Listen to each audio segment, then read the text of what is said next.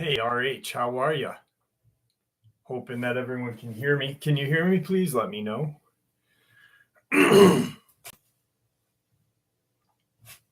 Change my glasses so there's no glare. Perfect. Hey, Jesse, good. How are you this evening?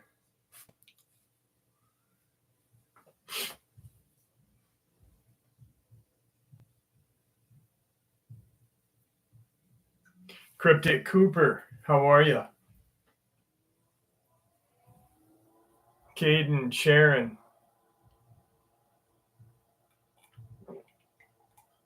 Missouri, I'm not bad, RH. Thank you for asking.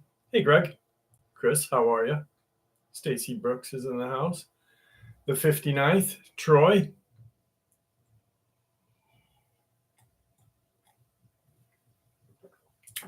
Aqua Lord, how is it, my friend?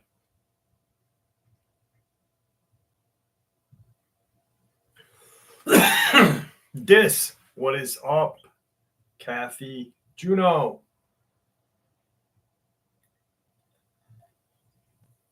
Maurice. Jesus fucking. Maurice, Lacey, Jen, Greg.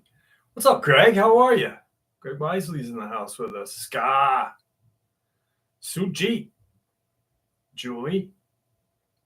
Glad you like that one, RH. Caden, what's up, brother? I'm thirsty. I've been freaking going all day.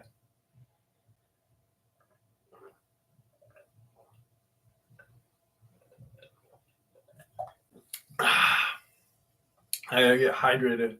There's a shitload of water in soda. Don't ever let anyone tell you any different. They're a friggin' liar. Andy Davis, what's going on? Bonita. Rockin' steady. Alligator horse.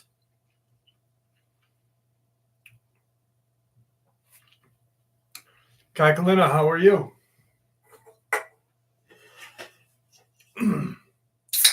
Hey, Jessica, Barbara, Deborah. Got to get that caffeine intake up.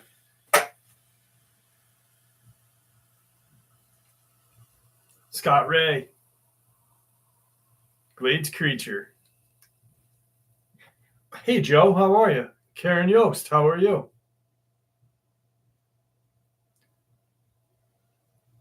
Sean, how are you? What's going on? I said it right this time.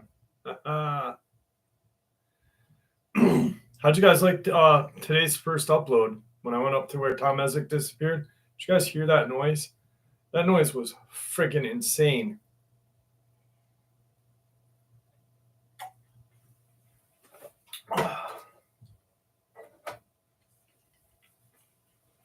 I did get the Ouija story, my friend.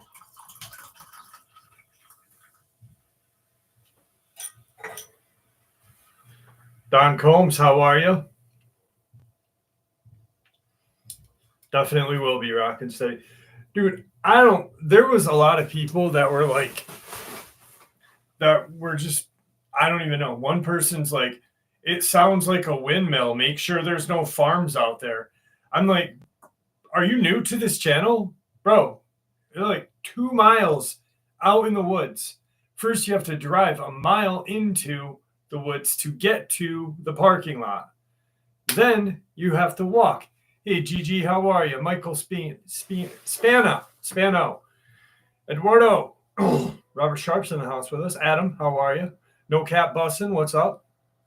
So, yeah, I'm like, dude, there's no farms. Does it look like there's a fucking farm right there?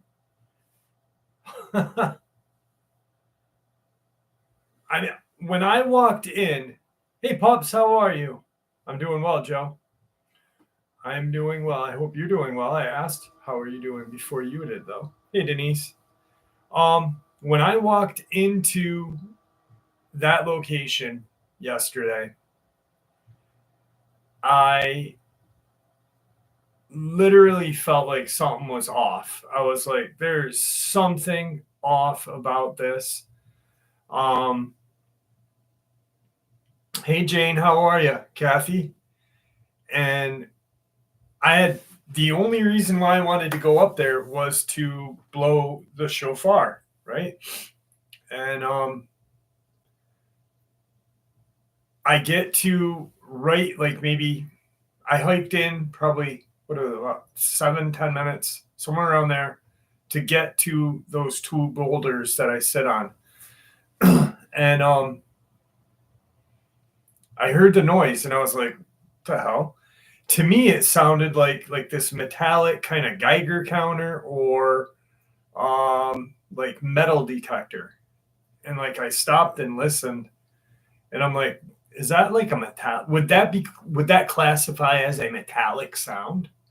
Like if an old man heard that, what would be the best way to describe that? Would that be a metallic sound?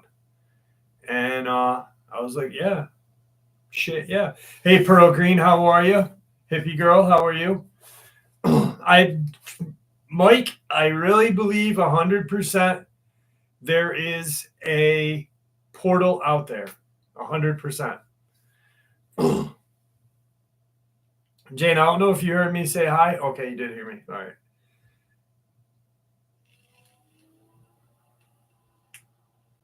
What's up, HD?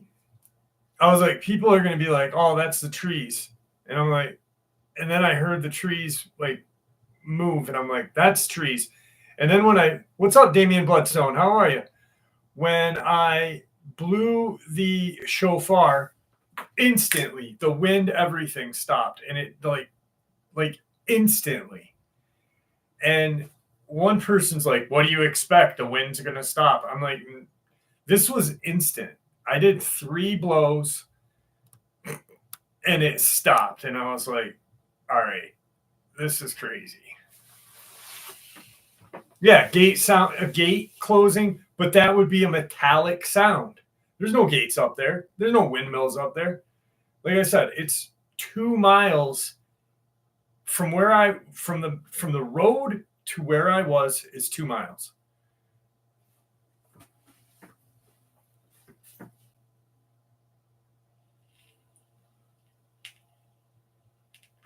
I believe there is a portal up there. I truly believe so. Yes. Thank you, Linda. Yes, I will. Okay, still trying to fix my furnace. I changed the thermostat. Jesus, Joe. Ska, thanks, brother. Appreciate that. I love your name. Every time I said it 100 times, I think of Ska. I just think of that classification of music. David Thompson, what's up? I will be careful up there. That's another thing. I got some things lined up tonight. I actually thought ahead. I'm for the amount of stress that I'm under right now, my brain worked pretty well. My dad's surgery was good, I guess, but not, because he now for some reason cannot move his other leg. His knee swelled up and it's warm to the touch. There's an infection in his knee. Last night he had a temperature of 103.5, and we're gonna have to put him in a rehabilitation center, which the only rehabilitation centers we have in upstate New York are in a nursing home. So it's kind of fucked up. No, the surgery was they took a vein. What's up, Neck? The surgery was they took a vein and made it into an artery in his left leg. The right leg was last year, and that was 2 surgeries. He had a heart attack on the second surgery last year. And yeah, I don't know. I'm really not doing great with it. Me and Big Jim talked about it last night, and he was just talking weird about things. Just, I don't know. I hope that he has, I hope that he doesn't give up. You know what I mean? Because I'll kick his ass if he does.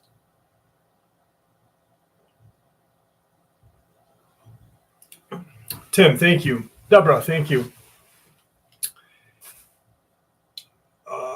Yeah, he's got a vascular surgeon that's in charge that sees him every day. He's under really good care.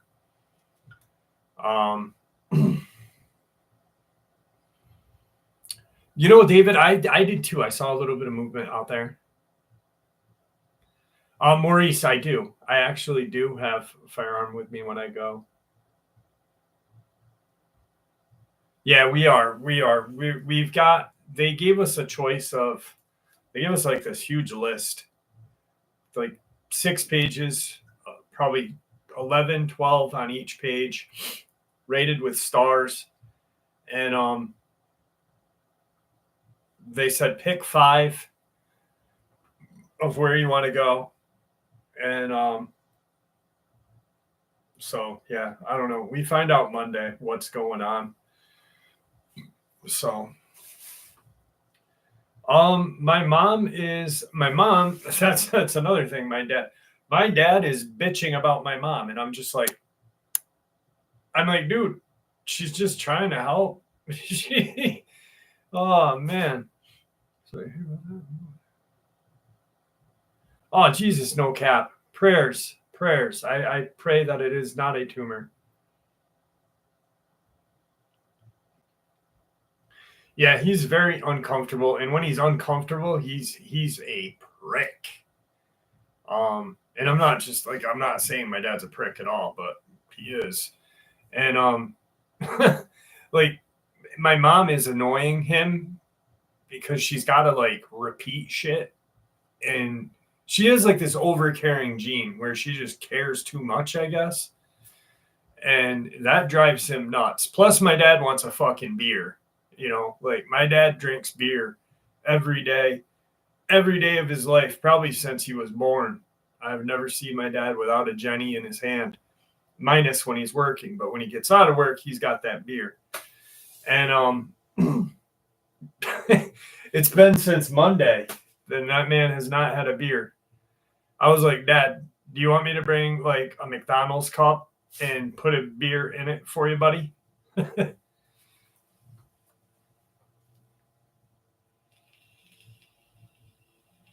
Like my dad's favorite line in any movie, I don't know if you guys have seen this movie. Chances are you have. There's a movie called Lone Wolf McQuade with Chuck Norris. And after he gets done beating the shit out of David Carradine, he looks at the Mexican deputy and goes, "Give me a beer, kid." That's my dad's favorite line in any movie ever made. "Give me a beer, kid."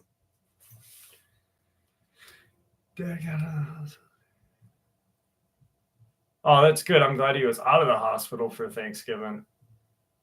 I don't know. No, my dad had mentioned it, and the lady said, "You can't have beer here. Please explain the purpose." Lynn, a shofar. The reason why there's a biblical sense it was used to around the walls of Jericho, but Tim Coonbo Baker, who is probably a renowned researcher, really nice guy, friend of mine.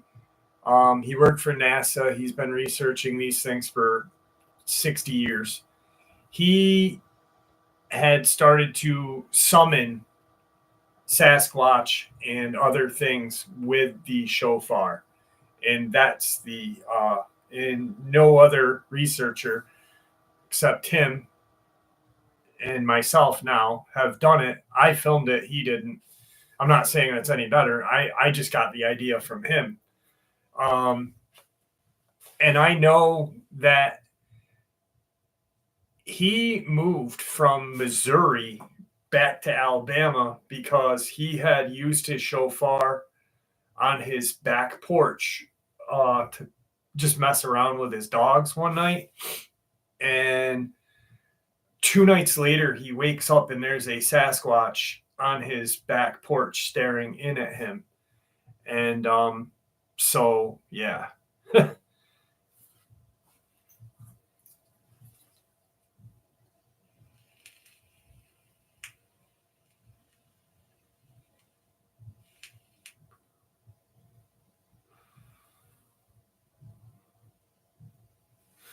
So people asked, when I go up, I am armed.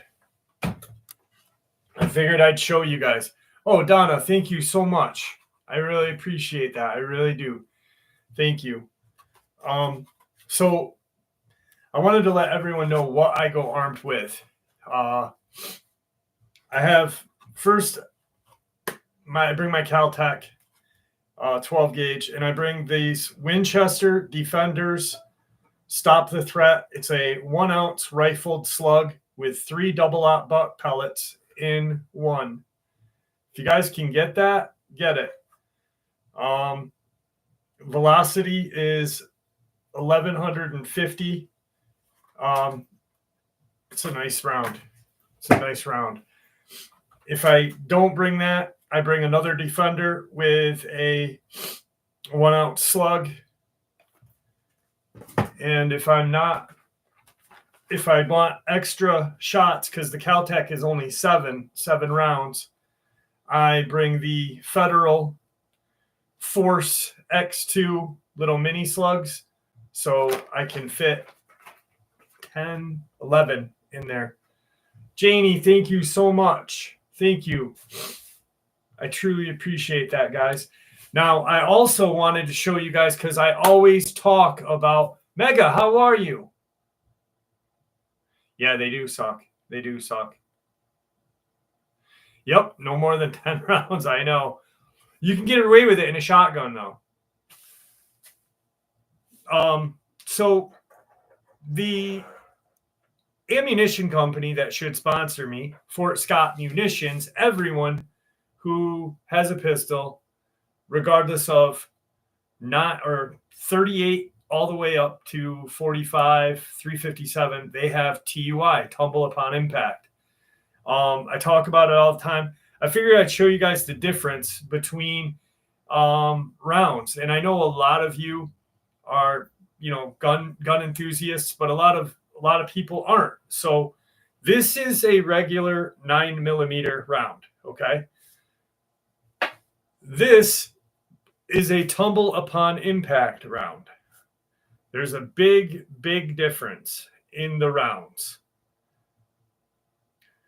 These are typically what every 9mm round looks like. Then there's I forget the name of it. I call it a cutter because it almost looks like a Phillips head. Great round for defense comparison to a 9mm, but still curved. Then you've got your ever classic hollow point, still curved. Then you've got your Hornady critical defense, which has this kind of polymer in the middle of it, which does a good job. But these tumble upon impacts are probably the best rounds for pistols. 10mm, anything.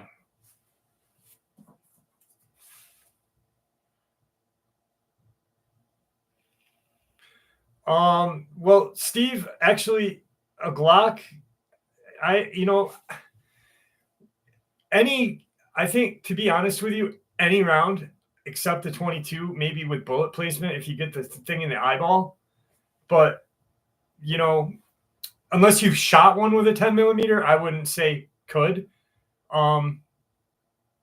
Bullet placement, that'd be the best to and I'm not being a dick about it. I'm just saying 10mm with proper bullet placement. You know what I mean? Because if you just shoot one in the chest and it doesn't stop, they're going to be like, Steve said so. I'm just kidding. I'm just busting your balls. But proper bullet placement, always go to the range. The range is take an hour a week. Go to the range, practice shooting, practice on bullet placement. Get a good grouping set. If you're using a shotgun and it's a dogman or a Bigfoot, I wouldn't shoot center mass or head. I would shoot for its knees first and foremost. I would try to blow the fucker's knees right out and laugh. And then poke it with a stick while it's crawling at me like some kind of weird freaking monster.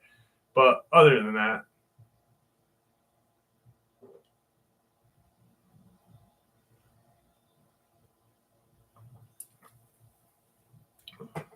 Aramic, how are you?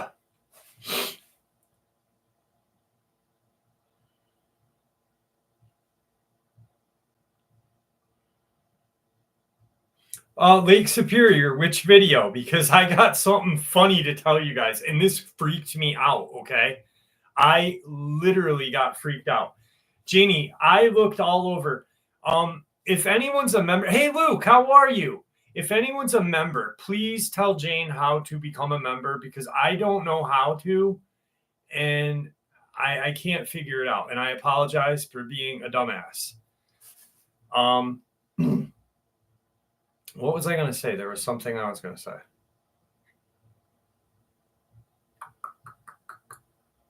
I forget what I was going to say. Oh, so,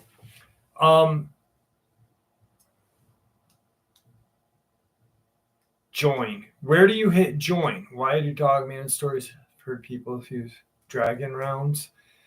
Dragon rounds is just something that people like to spew about. They catch on fire. They're illegal in upstate. They're illegal in New York State. It's a incendiary round. To be honest with you, it's more or less going to singe. It's going to penetrate and singe. It's not going to it's a waste of money because they're expensive. I would rather just use shitty buckshot or a slug. You know what I mean?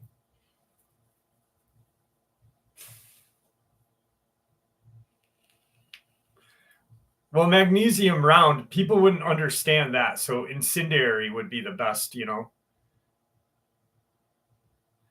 Not like a flare gun. It penetrates. It goes right in.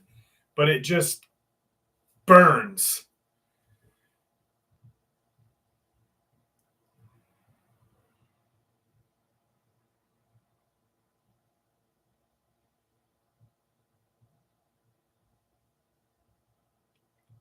People say this barbell round. There's a lot of people that make weird rounds and stuff nowadays. I don't know. I would just stick to the basics, Potato gun. Tracy, my dad is not doing well. But thank you for asking. He's we're trying to figure out what we're going to do now with him.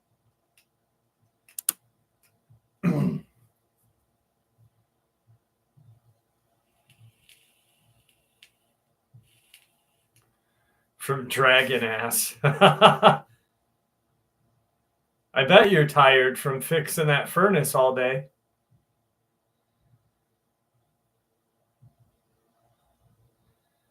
Thank you, Tracy. Thank you. So anyway, let me check something really quick. I don't want to jinx myself.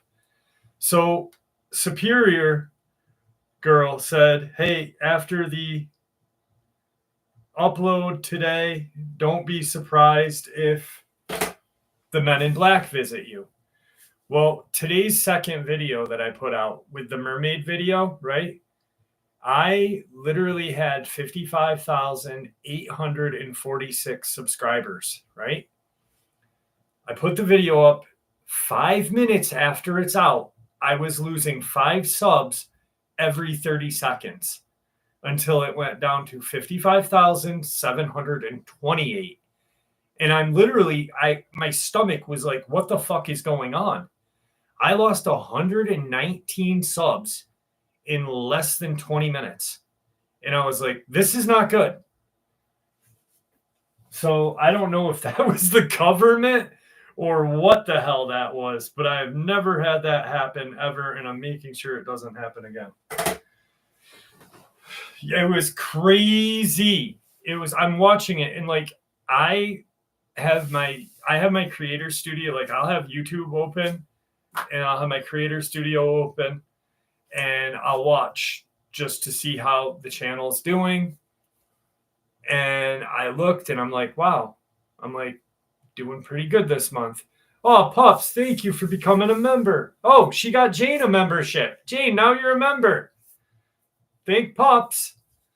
All of a sudden it's just going down, down, down. And my stomach was like, oh my God, like what the fuck did I do? What's going on? Gotta check and make sure it doesn't happen again. I didn't want to jinx myself. Dale asked something. Hey, Sandhoff, how are you? Remember the black talents? Yes, I do remember the black talent round. Dale, did you do what you said? Yes, and I got no response from Victor. Larry Lindman, how are you? Larry is a surgical nurse. Larry's a freaking maniac. So, Larry, my dad had his surgery on Monday. They did a artery or a vein into an artery in his right leg, left leg, excuse me. His right leg was last year, as you remembered, Larry. But his right leg now is inflamed and hot. It's crazy. Dale, I honestly don't know how people can become members. I'm sorry. PA, I'm sorry, Larry. In my eyes, you're a fucking doctor. Okay, so Larry Lindman's a doctor. He's probably the best plastic surgeon, cardiovascular, and neurosurgeon. He makes Buckaroo Banzai look like a third grader, Larry Lindman. You guys remember Buckaroo Banzai?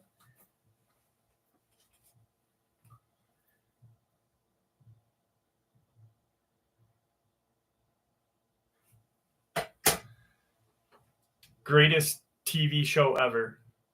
Thank you, Sandhoff. So, yeah, we're going to have to pick out where he goes for PT, physical therapy, and he's probably going to be there for a couple weeks. I hope less, but I said, well, it's good. You can get away from Ma for a little bit. Dale, thank you for joining the member.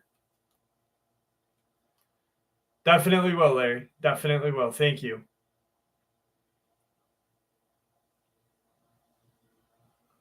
Okay, so to become a member via Pups, scroll to the right on my main page and you'll see membership, and I guess you click on that. Dale Little, thank you for becoming a member. Anyone wanting to be a member, so like subscribing. Hey, John. Oh, my dad isn't doing good, Danny. But thank you. No, my mom doesn't watch the channel.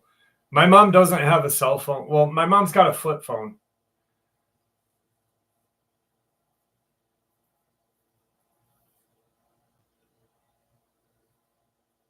Buckaroo Banzai helped influence the rabbit and stardom in Nintendo. Oh, no kidding. I got like some old Buckaroo Banzai comic books. Yeah, my dad's surgery went all right. His surgery went good, but he's got a lot of bad complications. So now he's going to rehab for a couple weeks, maybe more. And they got to get his fever controlled, his knee, the opposite knee of the surgery to get less swollen and not as hot to the touch. Sean, thank you very much.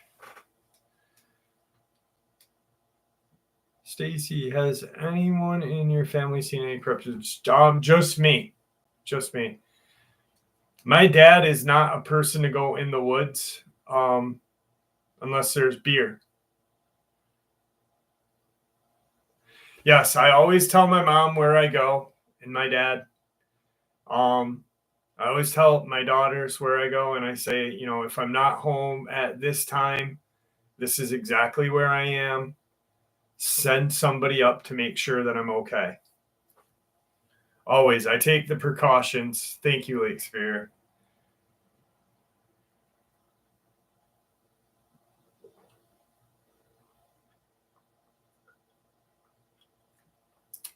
Dale, you're a man of my dad's heart right there. God bless beer.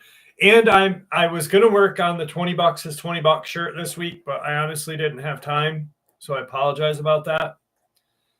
But I got some encounters.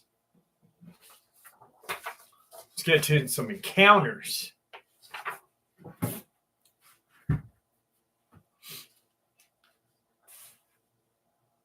I'm probably gonna mispronounce things, like this river in Oregon. So I apologize first and foremost if there's any Oregonians. What's up, Jay? How are you? No, thank you. I'm not telling the government where I go. What's up, Chris? How are you? Thanks, Dale. Appreciate that. All right. So this happened along the Deschutes River Trail outside of Bend, Oregon. My friend was running along the trail when she heard something behind her. When she turned around, she thought she saw what looked like a black wolf quickly approaching from behind. Without thinking, she found the nearest tree and started climbing. She got about halfway up when the wolf reached the bottom of the tree. To her horror, she saw another one approach from the opposite direction. The first wolf began climbing the tree, which is when she realized that its paws looked more like raccoon hands than actual wolf paws. She broke off a branch and started swatting at this wolf-like creature. It hopped down and another one started climbing towards her perch in that tree. She again swatted the branch and that one jumped down as well. She said they were looking up at her and their eyes reminded her of German Shepherd eyes, almost a bright orange color and rather intense. They appeared to be studying her. The first one started climbing up again, and that's when she started praying.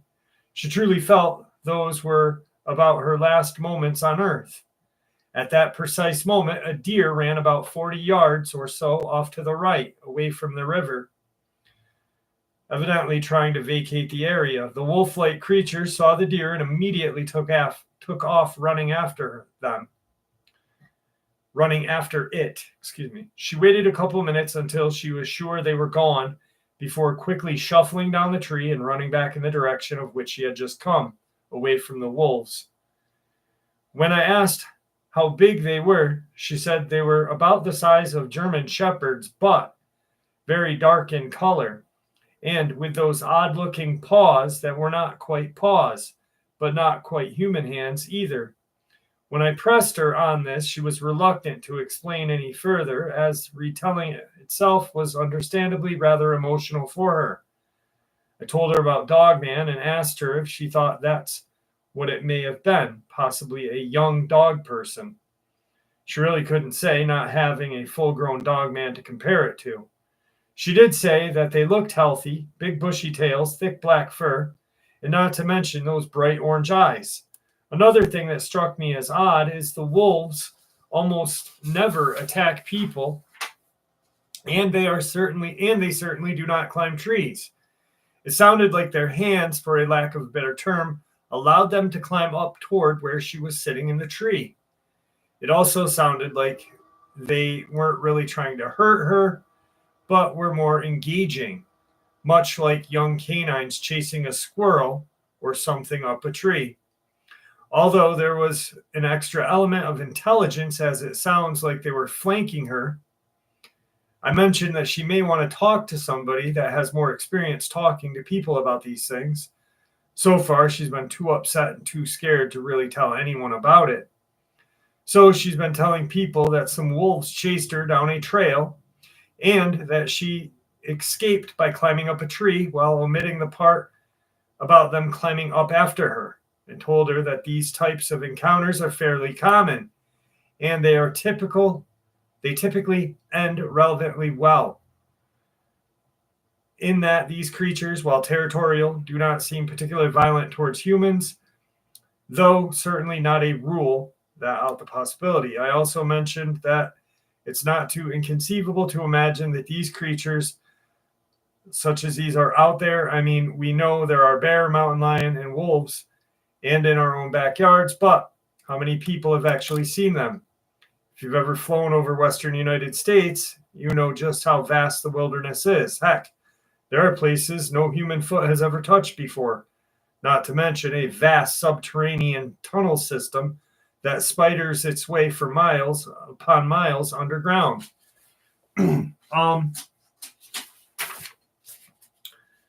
Bend, Oregon, I forgot exactly that location, but do you remember 5 months ago, that there was the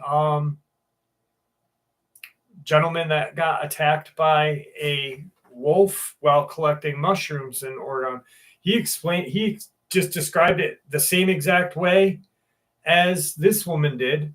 Orange eyes. Actually, he said it had the most golden eyes I'd ever seen.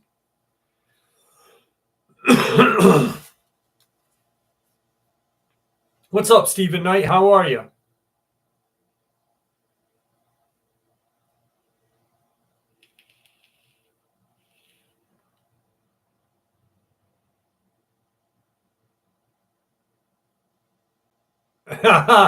Oh, Miss hit us with a dad's joke.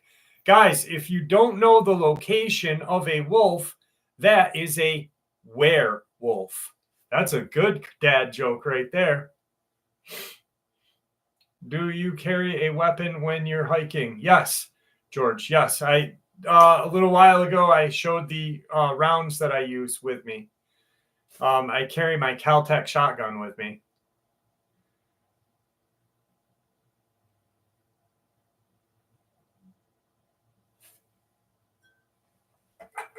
Damn, I'm sucking down the sodas tonight.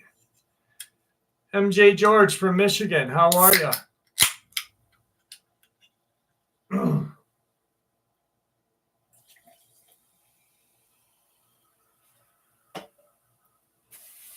Hi, Gravity Cheeseburger. I said hi to you already. Lemonade here. You got a little secret ingredient in that lemonade, Janie?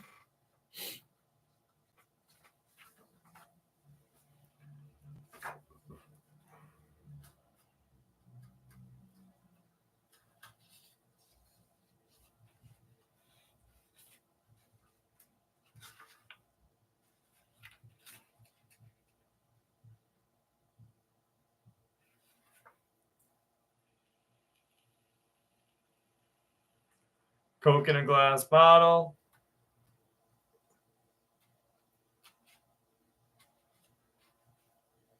What's up, Nicola? How are you? Yeah, Maine's cold right now. I know some of those weirdos.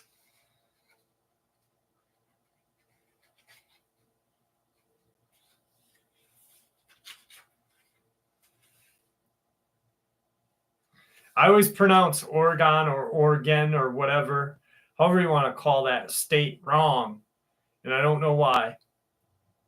You know, I wish I made some hot tea. Maybe rockin' steady. Maybe. Ooh, eggnog. Eggnog's too thick for me. I like eggnog. I do like it, but it's awful thick. Trying to look for a different encounter for y'all. I had a couple dogmen ones on top.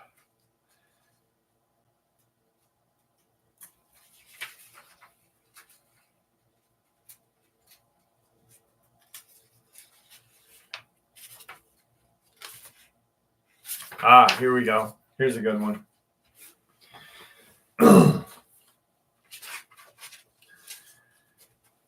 This happened about 4 years ago when myself and two of my partners, we'll call them C and J, decided to visit this 150-year-old graveyard at night. This occurred in Rochester, New York, Mount Hope Cemetery. Now I am sensitive, empath, whatever you want to call it. And my friends are blocked off energy-wise. The walk in the cemetery is dark and peaceful at first. We wandered in a while and read some of the stones, and eventually, at the crossroads, my friend notices something and walked off. He came back and whispered, "There's someone over there. I'm going to go check it out." The moment he walked away again, I felt eyes watching me from everywhere and an overwhelming primal sense of fear. I froze while my other friend strained to see where he went. About 7 or 8 minutes, my friend came back and was looking spooked. He told me that there was a stone white figure darting through the trees. I was asked if I wanted to leave, and I said no, so we stayed and wandered around a little more. After a little longer, we came across this marble mausoleum, the door of which is made of glass and you could see through it. Getting closer set me off. Everything felt wrong, and dread was back. There was an extremely prickly feeling all over my skin. My friend touched the door and felt it as well. Both my friend and I saw a silhouette moving inside the mausoleum as we stood there. And the moment he touched that door, that silhouette disappeared. We ran, eventually finding a place to sit for a minute. I was completely overwhelmed and continued to feel like we were being watched. My friend is freaking out, getting dizzy and quiet. He seemed really off, like he had seen something I hadn't. I asked him again if he wanted to leave. This time, we said, yeah. We left. The whole walk home, I felt dread again, that inhuman primal fear. Once we got home, my friend immediately fell asleep while my other friend, who had seen the shadows, began to panic. Both of us felt extremely dizzy and weak. And then we heard knocking. It started softly, only 3. As time went on, it got more and more frantic sounding and much harder. We couldn't shake the dread for a good 30 minutes or so.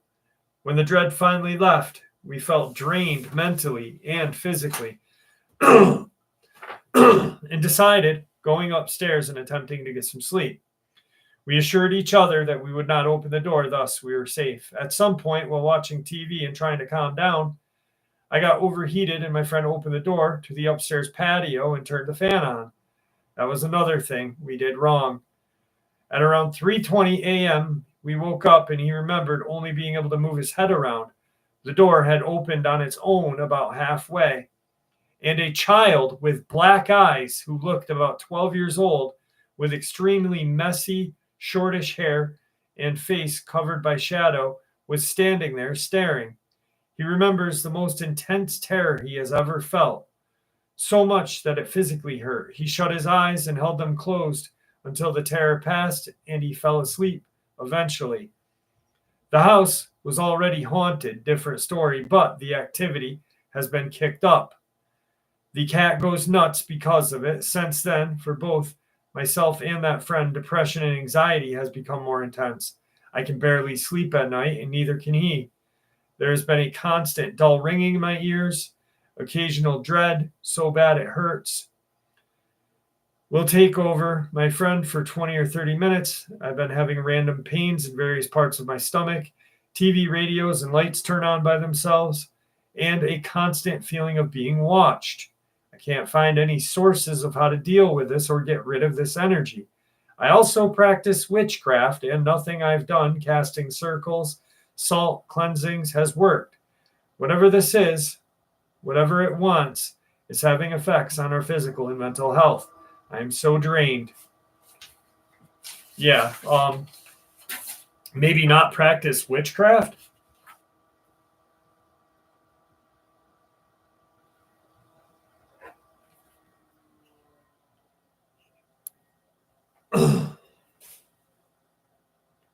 Black-eyed kids are, yeah, you're right, Sandhoff. I don't like black-eyed kids at all. Fuck them little bastards.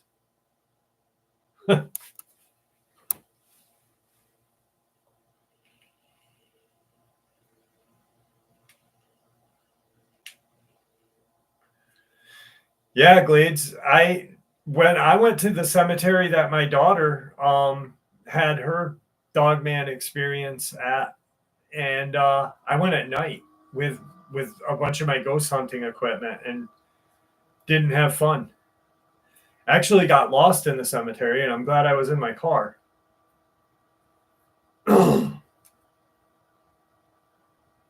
Michael O'Neill, welcome to the membership. Thank you. I truly appreciate that.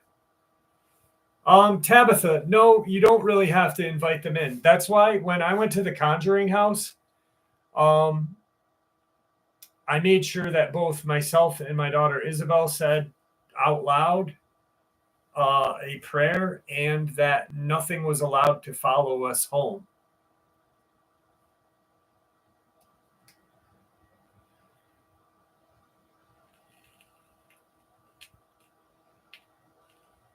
Salty Rant, thank you so much. Thank you very much. Full moon, yeah, full moon tonight. AWD, how are you? I don't know if they're vampires or not. They're creepy little bastards, though. I would love to like RKO one and see what happens. I'd be like, no, you can't come in, but I can RKO you. Oh man, Joe, I'm so sorry. Dude, I love cats too. I'm sorry.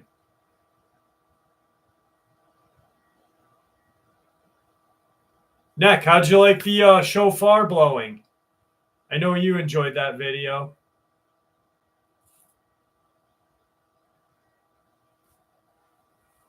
Yeah, you know, Adam Condon, I truly believe that. That what's up, IE Native? Daniel, how are you? I truly believe that any white witch, black witch, brown witch, yellow witch, purple witch, sand witch, all gets their powers from Satan, no matter what. If you're not practicing if you're not worshiping God or Jesus, then you're getting that evil, that power from somewhere. Dale Little, what was stupid?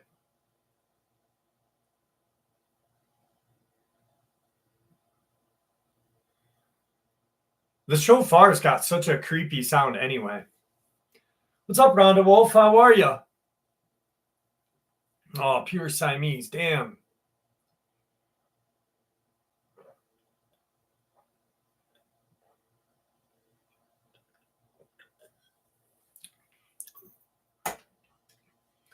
The reason why I said Neck would like it is because Neck is the one that gifted me that shofar.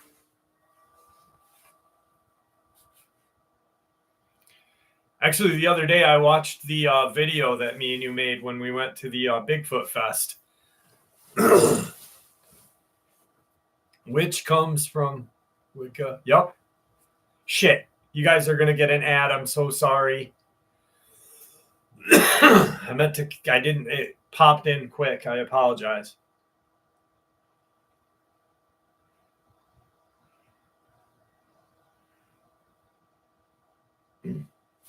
Yeah.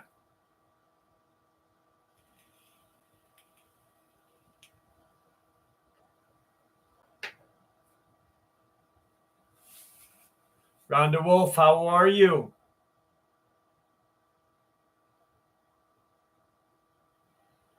Charles, I'm glad you're here with us.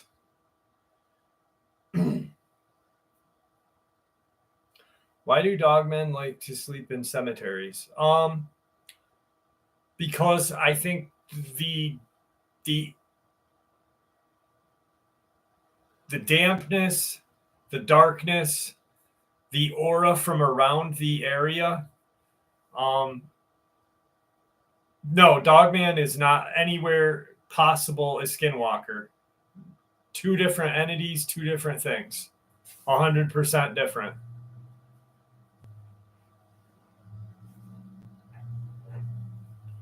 And I'm not an expert, but I definitely will say that Dogmen are not Skinwalkers. They don't shapeshift. They're a creature of like you or I. They don't shapeshift at all.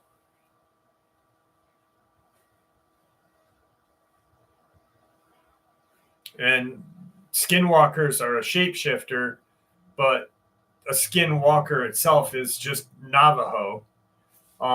If like you see something in Georgia that shapeshifts, you'd have to figure out what the indigenous tribes are there and find out what their name for a shapeshifter is. But it wouldn't be a skinwalker. Exactly right, Eduardo. Exactly right. Smell of death. And I think that, like, okay, here's one of the reasons why I think they go to cemeteries is the same reason they're attracted to people with addiction issues and mental health issues, because it's a place of doom and gloom. It's a place of, not good feelings or memories, like when you go to a Babar, thank you so much. Yes, I did get your email. I didn't have ink to print the Ouija experiment or Ouija encounter experience or yours tonight. I got to get a cartridge. I went to print them out and I ran out of ink because my oldest daughter Abby has been using my printer to print stencils for her tattoo gun. She's my oldest daughter Abby is going to be a apprentice tattooer very soon.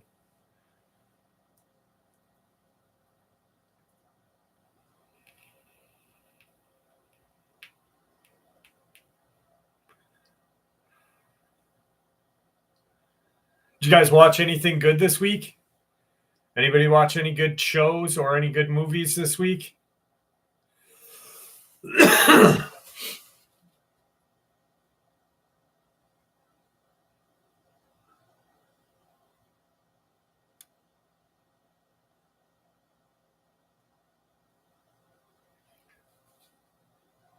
Yeah, something like that, Eduardo. It's a weird name, and I think you're right on that. Ojibwe is bear walker, and I don't like Yenadalushi is the Navajo name for skinwalker in Navajo. That was gross. Equalizer 3, some football, old werewolf movies. You guys want to watch a pretty cool show? It's on Netflix. Alice in Borderlands. It's freaking awesome. I binged both seasons in like a matter of a couple of days. The House of Usher. Thanksgiving break, Nickelodeon. Hey, there's nothing wrong with Nickelodeon or the Cartoon Network. Gravity Falls is a good cartoon show. What's up, Star Trekkie?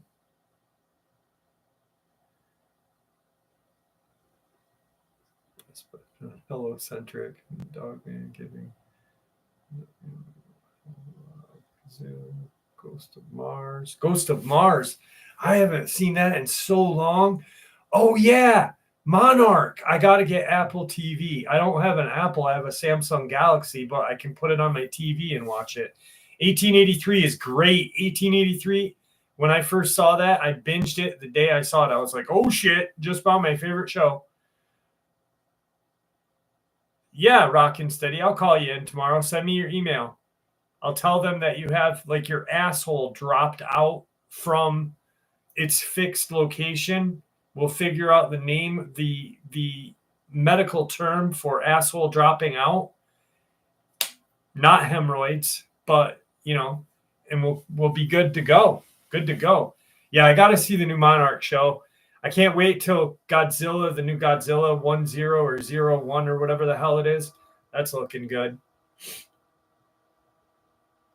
Corey, I will be calling you soon. I've had a really long week. My dad's in the hospital. He's been in the hospital for an entire week, and I calling people hasn't been the top of my list. So I apologize. Prolapsed rectum or the pink sock. Yes. Sweet. All right. That's what it's going to be, Rockin' Steady. You got the pink sock.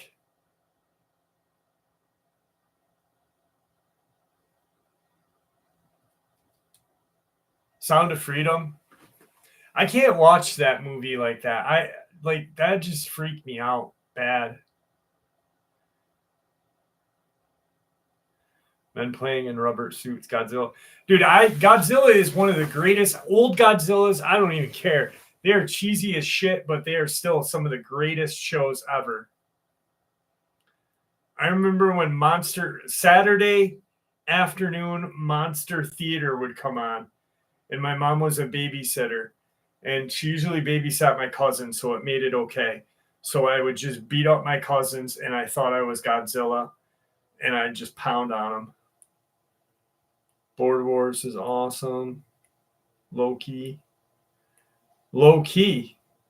Hell yeah. $6 Million Man. Ultraman, yeah. I almost bought the other day. I saw the box set for The Greatest American Hero. You guys remember that? Napoleon.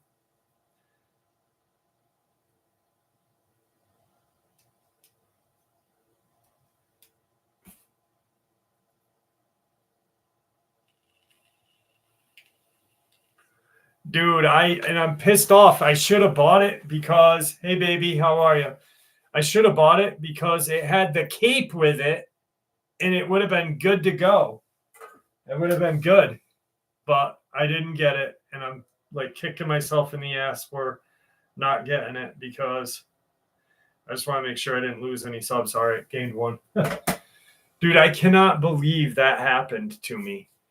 You know how bad that was?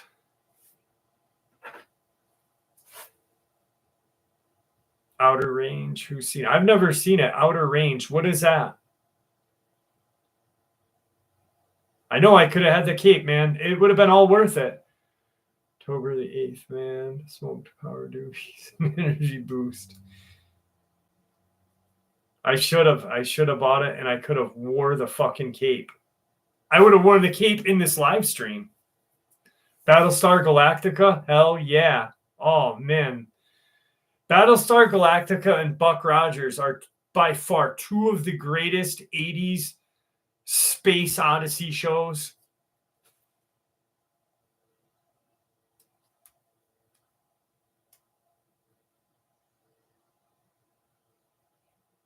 Yeah, I saw that upload, or that Joe Rogan.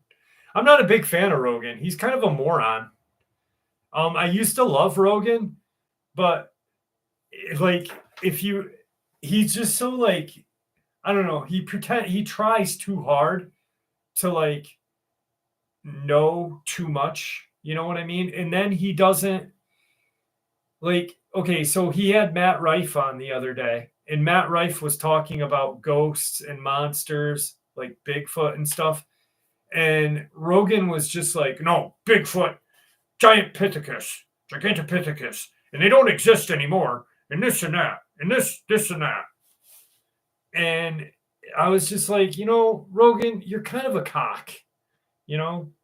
Like, I wouldn't want to get kicked by him, so I wouldn't call him a cock to his face, even though his face looks like a cock. But that's neither here nor there.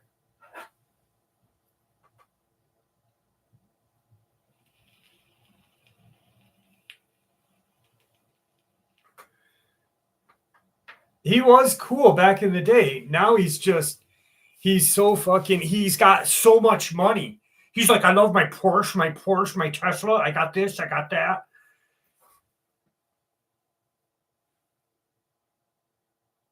He's stoned all the time. I mean, if I had that much money, I don't know. I don't know if I'd be a cock. I probably wouldn't be a cock. Maybe. I don't know. I don't ever anticipate ever having that much money anyway. And it's kind of crazy that he got that much money because he's about as dumb as a fucking rock. Jesse Ventura and Joe Rogan don't compare. Jesse Ventura by far is much smarter than Rogan by far. A douche canoe.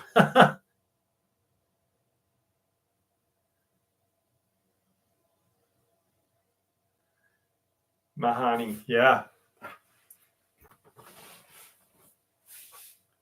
Mohani. I haven't heard that in a while. Wow. Yeah, Jesse Ventura, definitely. What's up, California? How are you? He does wear lifted shoes because he's shorter than he's shorter than a wet dream. And they're short. And we all gave millions in our true name, Christian Trust. 11, how are you? You know, the alien biosuit that kicks ass. Geiger.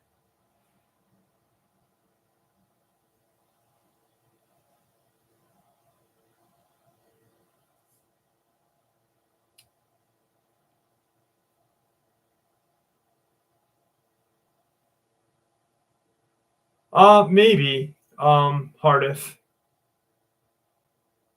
Farscape is good.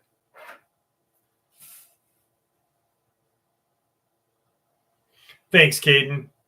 Caden's the man. Caden's got a YouTube channel. Caden Ciro's got a YouTube channel, and I'm giving him props for it because when I started my YouTube channel, I never ever broadcasted my channel on other channels that I watched, and I hate when people do that.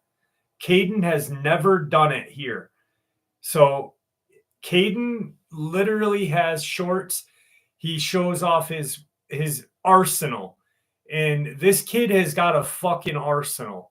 I'm jealous of Caden's arsenal. He's got samurai swords. He's got every gun under the fucking sun, and I'm just like, where is he getting all this? So give Caden some love. Go over to his channel, subscribe, watch his shorts. Gotta love the kid. It's Caden. Caden Ciro, Caden space Cero. And I never ever like. Good job, Caden. Caden never ever has broadcasted his channel on here, and I give him respect for that, because to me the most irritant thing is when someone is on another channel and they're like, "Go watch my channel, check out my channel, look what I do," and I hate that. Because when I started, I had nothing. Like it was just me, of course it was just me. And I grew. It's been 7 years, and I'm at 55,000 subs, almost 56,000. I've got 24 million views though. And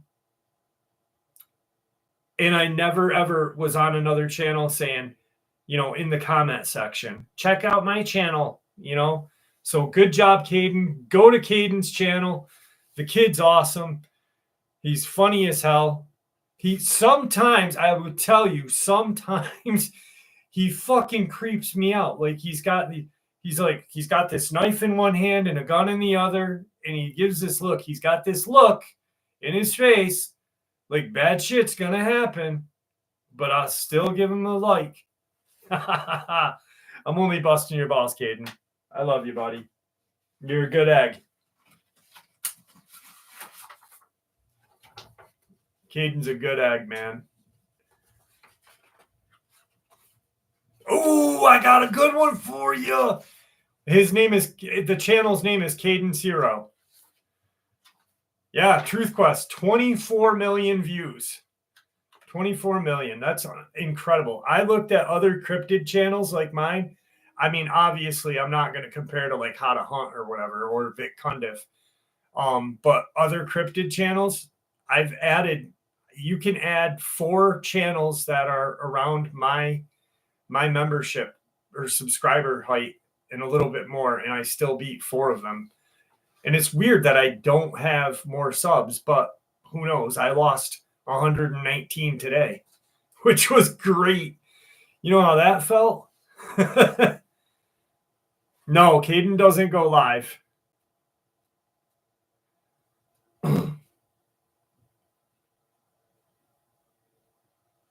They're all coming to you, Caden. The Last Voyage of Demeter was great. Great movie. I got a black-eyed story for you. Black-eyed, black-eyed, black-eyed. Here we go. Oh, Sandhoff. Guys, you guys are awesome. Just fucking awesome. Tabitha, you as well. You as well. All right, Caden, when you hit 1 million subscribers, make sure you give me a shout out, you little prick. I'm just kidding. Good night, Suji. Thank you for coming on tonight with us. All right, here we go. It was a Saturday night around 9 p.m. No one was home.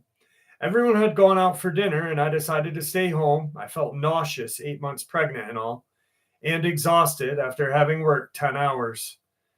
I was in my kitchen, rummaging through the fridge for a light snack when someone knocked on the front door.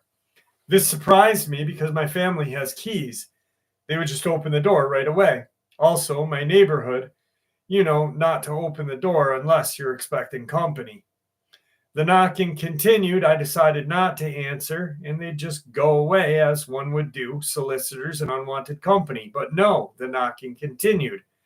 Now, irritated, I go to the front door and look out the peephole to see a woman in her 50s just standing there staring down at the welcome mat. Seems harmless, I think to myself, and stupidly open the door. But the screen door still locked and standing in between her and I. Awkwardly, she hasn't looked up and hasn't said a word, so I ask, "Can I help you?" She stays quiet. Then, without any emotion, more like in a monotone voice, she asks if she can use my phone. I said, I don't have one because, one, it didn't seem like an emergency, and two, people snatch phones and run away with them in my city. She asked again, more forcibly, to use my phone, and then demanded by saying, "Let me in," and looked up at me. Her eyes were a solid black and held eye contact with me, almost smirking. I remember the stories that I have read, all of these children, but here was an older lady with black eyes. The only way I can describe how she made me feel is that I felt threatened. I looked away, but quickly looked back to her eyes. Something about them drew me in. I tell her no. Then I demand that she leaves and begin slowly closing the door, but she practically screams, "Let me in." Startled, I turned the porch light on, hoping it'd scare her away. What she does next confuses me to this day. She can clearly see me now, looks down at my pregnant stomach, and turns and walks away. That's it. No looking back, no nothing. I was dumbfounded. That was 3 years ago, and I have not seen her since. My child was born without incident. The mere presence of that black-eyed woman remains with me to this day. No thank you, black-eyed freaking woman. Can I use your phone? I told you, Caden's ready for war. Wait until you see the one. He's like, he's got the freaking knife in his hand and the gun. That's my favorite one. I love that one. What's up, Matt Fury? How are you? Georgianne, how are you?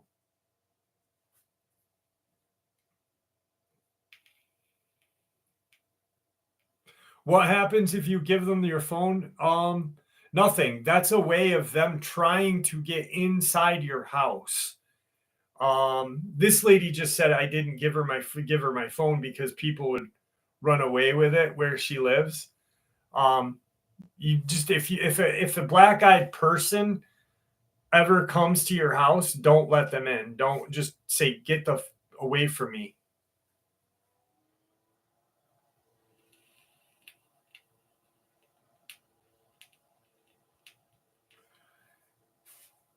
Awesome, Lucas. Thank you for doing that for him. It's like I got a vampire encounter for you guys tonight too. Yeah, don't interact with them. They're not friendly. They look friendly. The eyes draw you in. It's like this, this provocative kind of black-eyed look, but nah.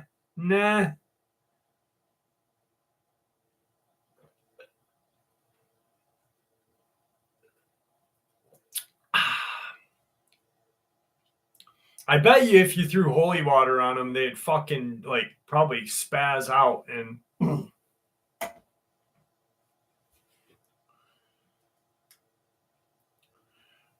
rebuke them in the name of Jose. Jesus. I'm not trying to be weird, but y'all ever see Twilight Saga? Absolutely saw Twilight Saga, and it is cringy. But I will say, I think I know what you captured in the photo from your basement. Hang on, I'll tell you in a second. I think they got it right with the shapeshifter thing, though. What I captured, that photo, and people were like, I don't see what you're talking about. There's a shadow on the other side. But what that thing is, I truly believe was a ghost or some sort of entity. This house that I live in is the front part of it. There's an addition that's built in the 60s, but the front part is one of the oldest houses in Glens Falls, and it was part of the Underground Railroad from the city to Glens Falls to Canada, because it's pretty much a straight shot. So I think possibly it may have something to do with that, but also there's been 2 reported deaths in this house. A little boy with a little I don't mean it not to be politically correct, but retarded boy died here. And there was a old woman who died here because downstairs was a dental office for a while, but prior to that in the 50s was a social security office, and an old lady died in the social security office. Will-o-wisps. I don't know about that. I honestly, maybe. I mean, I cannot put anything, you know what I mean? I cannot say no, yes. I until I have one in my hand and I'm spanking its ass.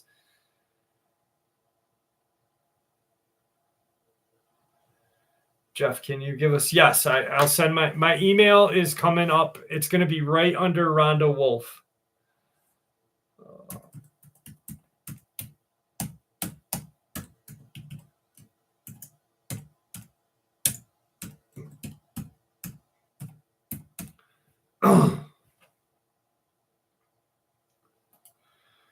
Yeah, I'd like to hear that. I'm going to give you a call this week coming up, Corey.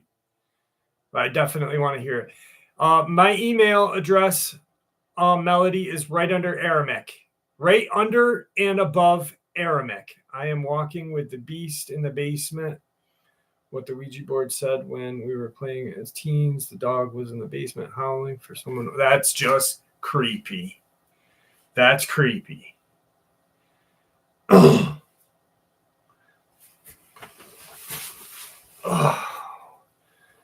Well, we had a nurse get caught tonight eating a paramedic's ass in the doctor's lounge. Mostly I'm pissed at how they got in. What? Larry, a nurse was tossing salad in the hospital? What hospital do you work in? I want to go.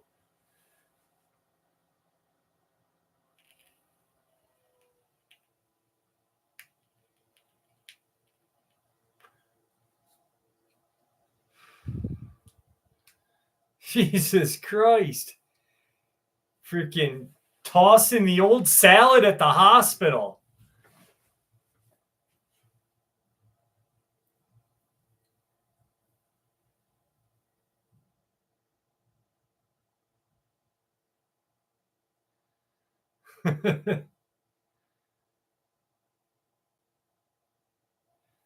No, it's a hospital, Aramic. It was a nurse with a paramedic. All right, Melody. That's great. Hell yeah. Oh. Can you imagine walking into that? Like the paramedic's fucking ass is up in the air on the dinner table. And Suchi said the same thing. He's got his fucking hands strapped up to his ankles. She's just tossing that salad away. Fuck.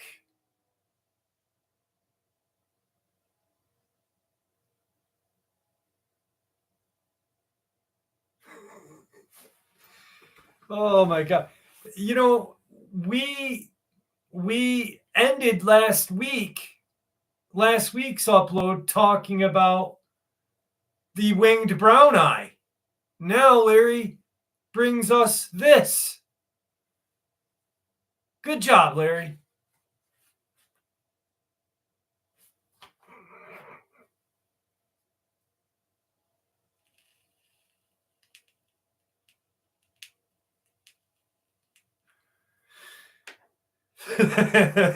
GG. Oh, man, I got to tell my dad about that. My dad will be like, can we have that nurse come to my room?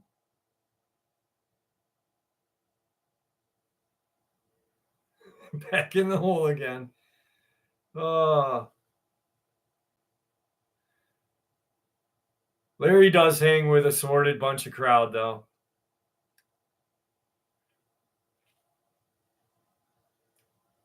Andy Davis, only you would think like that. What's up, I love Jesus?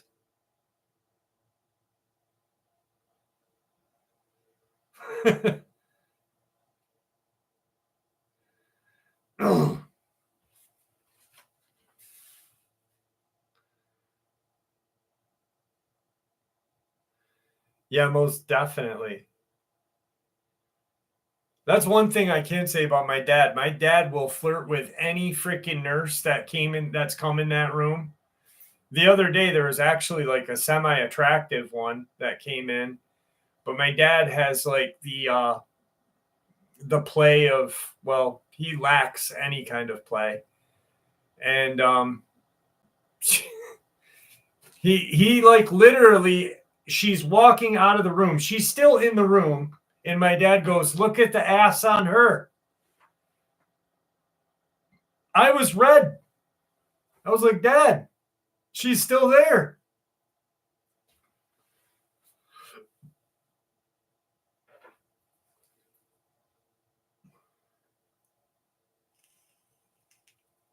$11, thank you so much, man. I appreciate that. I really do.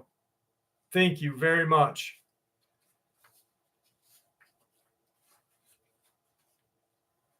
Sounds like my stepdad.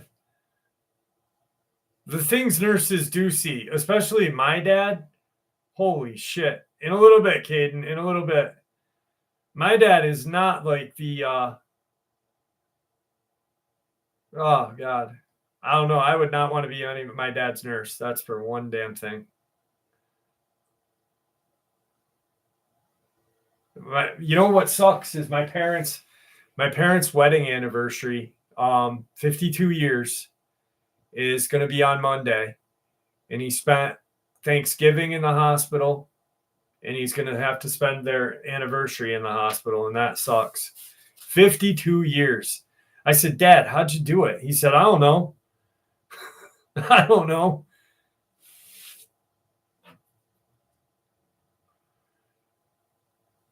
She was probably flattered. Old Big Jim.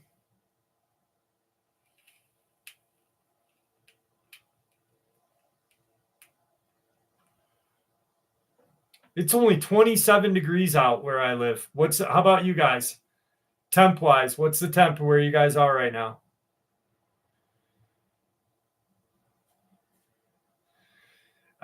Star Trekkie, if my dad will flirt on his deathbed, I swear to God, he admires everything.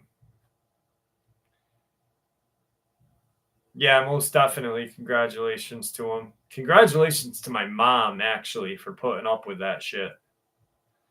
70s, 49, 17, 27, 27 in Salve. Damn. Wait, Mega, you live in Salve, New York?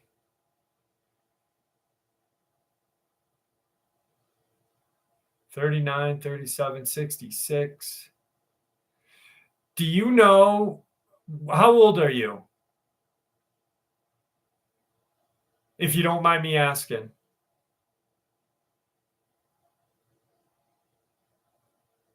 35, 30. Okay, you probably don't know him then. I got a friend that lives out there. His name's Brian Pitcher.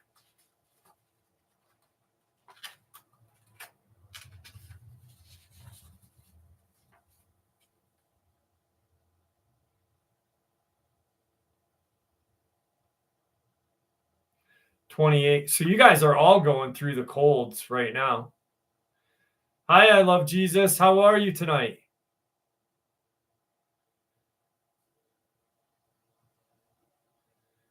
Yeah, it's going to be, I think we're going to have a really cold winter this year. Really cold. 49 in Georgia. Still lovely and warm, though.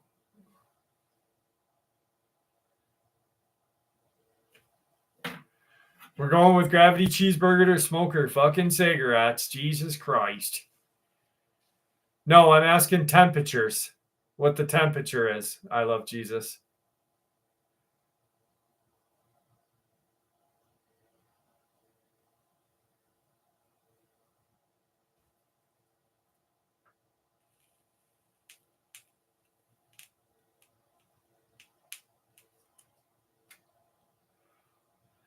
Sandhoff, that would be nice. Snow in Manhattan is actually beautiful. It really is.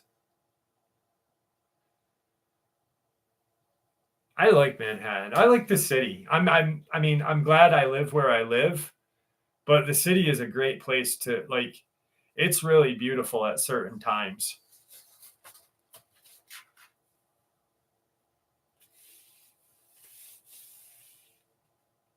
66 and humid. Oh God. Humidity sucks.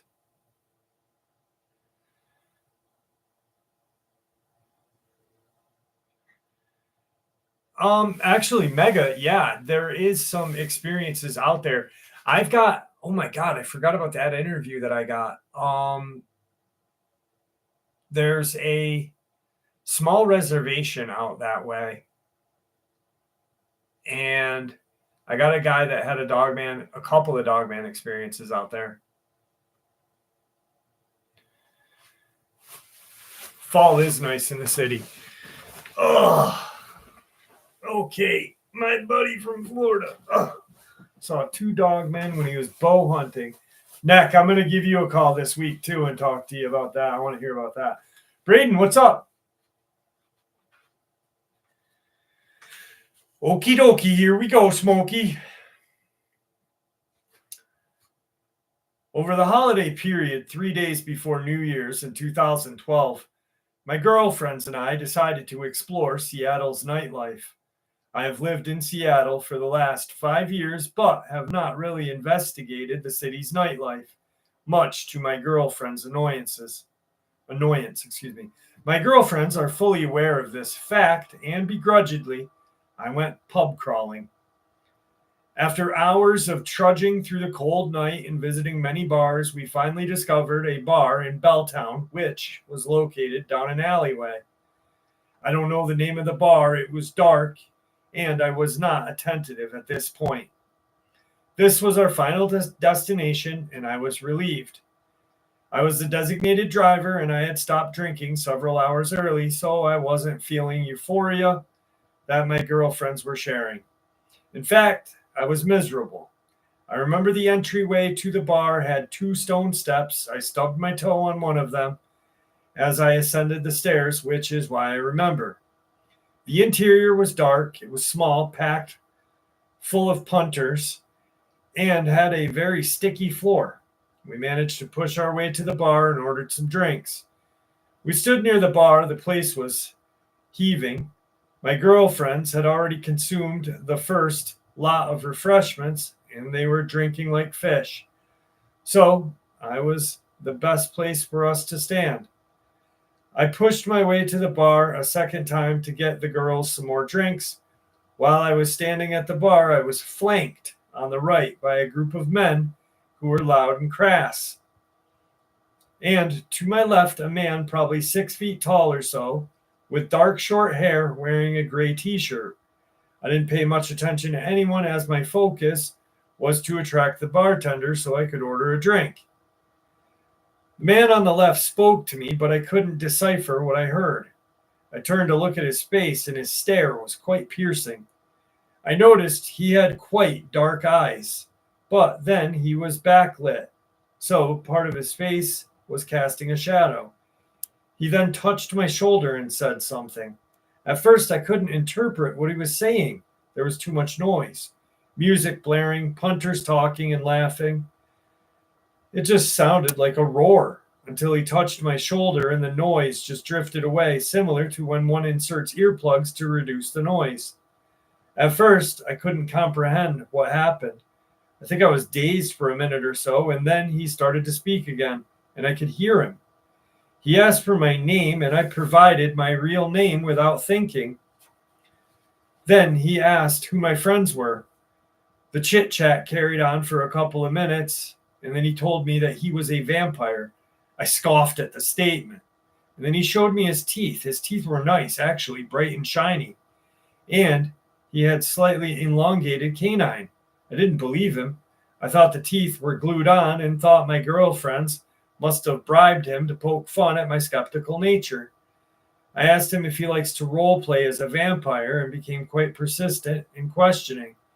He was adamant that he was a vampire and got frustrated, so I said, "Prove it." He said he could bite me to prove it, but I rejected that idea. I am not naive to think blood disorders can't be passed through a bite. He mentioned he knew where I was from, which I thought was easy because I have a British accent, where I work, and roughly where I live now. I was astounded when he clearly stated that I was from the north of England, the northern coast near Blackpool. Actually, I was born in Preston, Lancaster, which is 15 minutes from Blackpool. He stated I worked for an aerospace company and that I lived 40 minutes south of Seattle. He mentioned that I was married. The married part was obvious. I had my wedding ring on. And then he stated that I had a little girl. At this revelation, I was truly nervous. I didn't believe he was a vampire, but a stalker. He knew too much about me. I wondered how he knew about my little girl. I was actually panicking at this point. I quickly walked away and pushed my way back to my friends. I didn't turn around to look at him and quickly told my friends what occurred. We left the bar within minutes. We had to walk a little, and as we approached our car, my friends noticed this vampire from the bar standing next to the bus shelter. I quickly ushered my friends into the car, and we got out of Seattle as fast as I could, hoping he didn't have a chance to see my license plate number. Over the next couple of weeks, I was questioned by a multitude of times by my friends and have been asked to inspect every single aspect of that night, the night in question. I was stone cold sober, so I know what I saw and heard. However, I am still doubtful that he was a vampire, but I am not sure what he was. I was definitely astonished that he knew so much about me. I can't explain how he knew that much. I am essentially a foreigner in this country and don't have information spread everywhere throughout the United States like every citizen does. It is hard to track me unless you have access to my immigration database. Anyway, that's my weird experience. You can interpret this experience how you wish.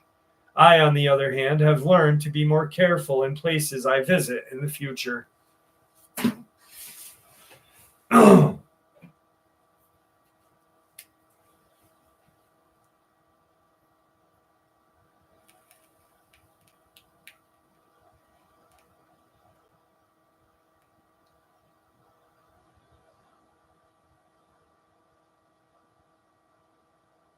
Vampires are basically stalkers, AWD. Sandhoff, yes.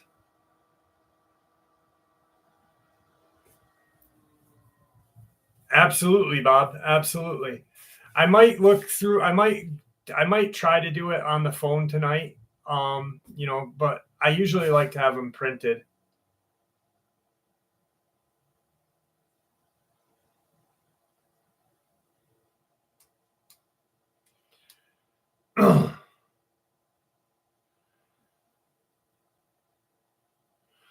Seattle's a weird place anyway. There's did you know that in Seattle, there's the steps to hell, and there's 13 steps that go to underground that that got filled in by concrete. And also there's the underground, Seattle's underground, which is absolutely horrifying to go down into. Truth Quest, 100%, 100%. I think a lot of the movies that are out nowadays have a lot of like soft disclosure. Descent being the first one that comes to mind. New Orleans, yep, 100% there.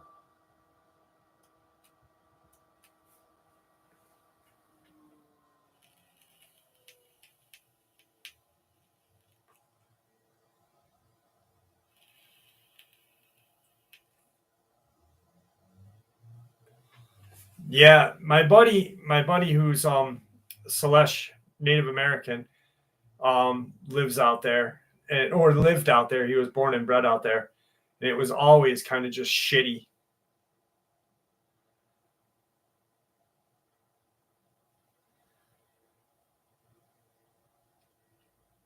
New Orleans, yeah, New Orleans is just a place of evil. Hippie, thank you so much. Welcome to the membership. Thank you. I really appreciate that. I really do. You guys are fucking awesome. You guys really are amazing.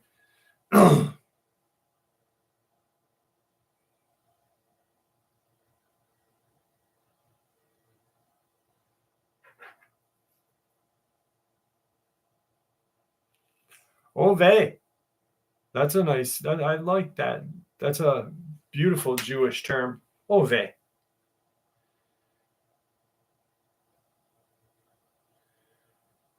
Yeah, 100%.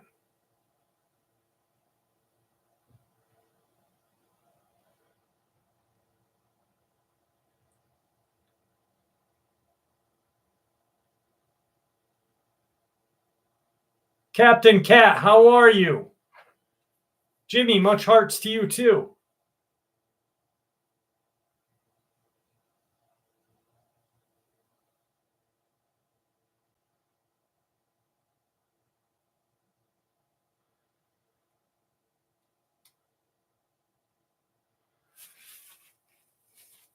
Little bit of cannibalism in the backwoods of Louisiana. Yum, yum. Got to get me some. Or we can just go to Larry Lindman's hospital.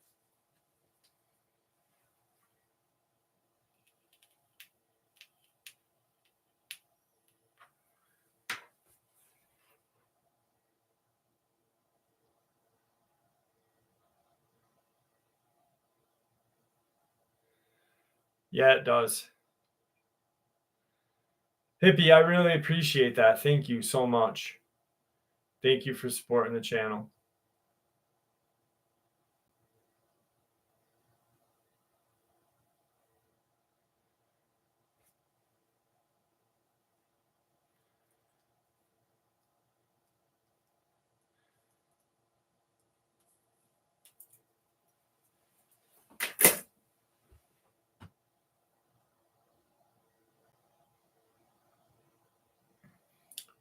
No, I mean, New Orleans isn't a bad place to live. Dark Waters lives there.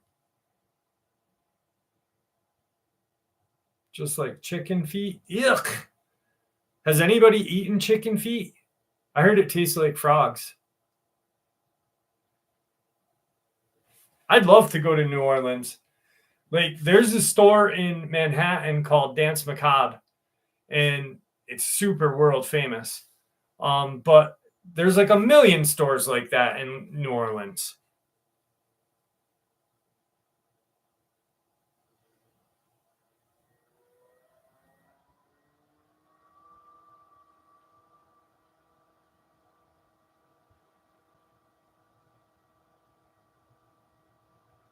Barbecuing in Tennessee. Vampire Club in Philly? No shit.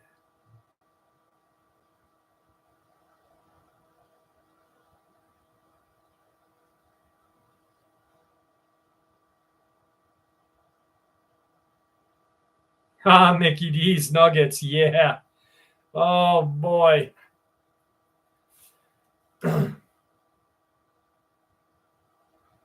Oh, I'm going to skip the ads. I got it this time. Bam. Fuck you, ads. What's up, Nico?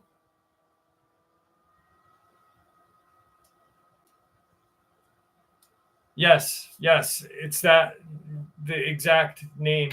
Actually, if San Hoff is still here, she may know right where it is. I think it's close to like Liberty Avenue. Alligator. I've had alligator jerky. That's not too bad.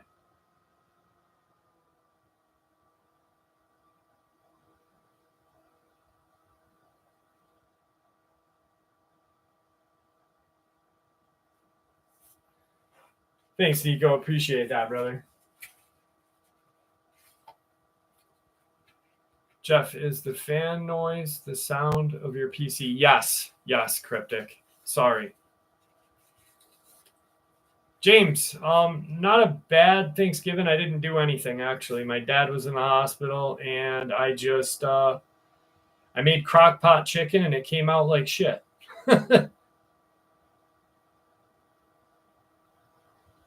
No, Steve, it's not a hair helmet. Are you jealous because you're bald?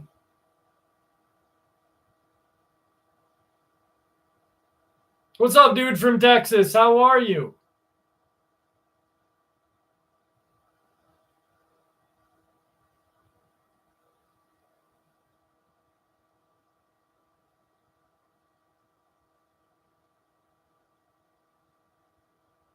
Ah, shackle neck, you're the best. I didn't realize that you could hear that, Cryptic. I can hear it. It pisses me off. It's loud as hell.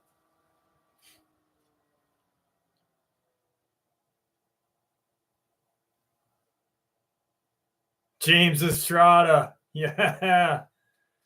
Lord Helmet, that is. Lord Helmet. I'm surrounded by assholes.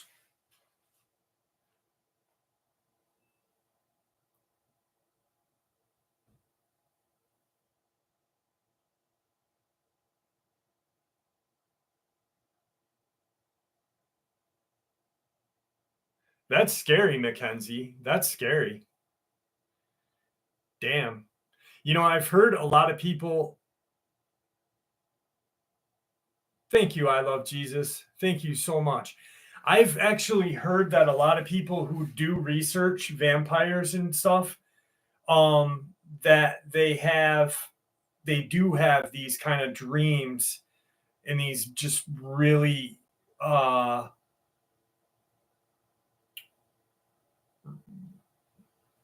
really like almost realistic dreams of these. And I think maybe that you might have researched too much, if you know what I mean.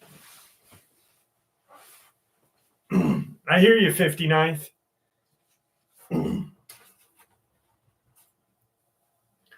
Dude, my hair doesn't look like a helmet. I mean, it does a little bit, but I think he was just jealous.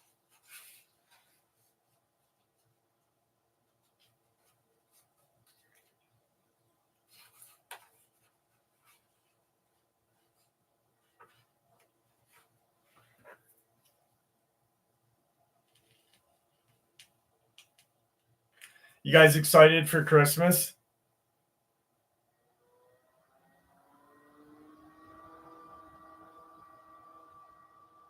That's right, Gravity. I do. I'm just kidding. Thanks, Caden. Caden's got good hair too.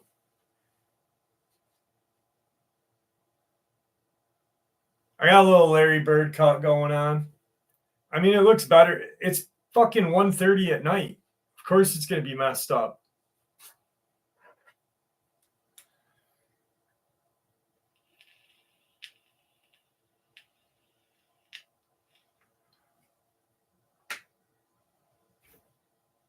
How do I get rid of a high? Punch yourself in the leg as hard as you can. Just rail it. Just whap.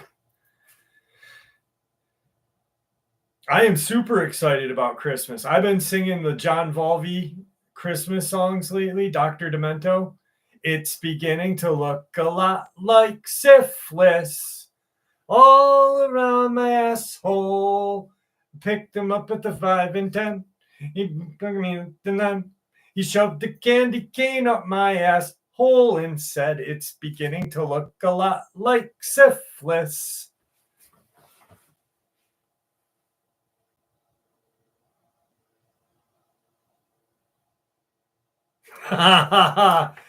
Oh, Joe, thank you so much.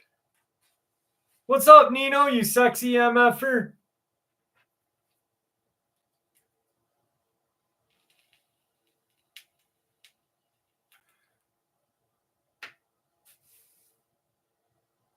Thank you, Joe. I really appreciate that. You're awesome. Joe, I hope you're charging your neighbor to fix their freaking furnace. Or is it the old lady?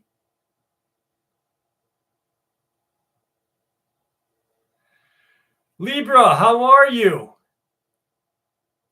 Or there's that ever classic, I'm dreaming of a wet snapper, just like the ones I used to know.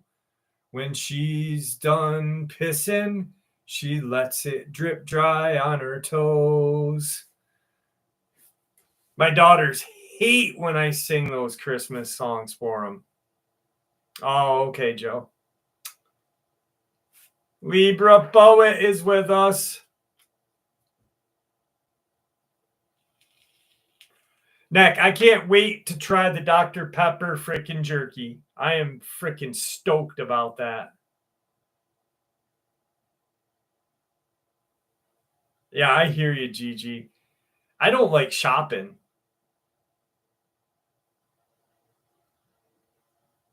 Rockin' Reef. Sully.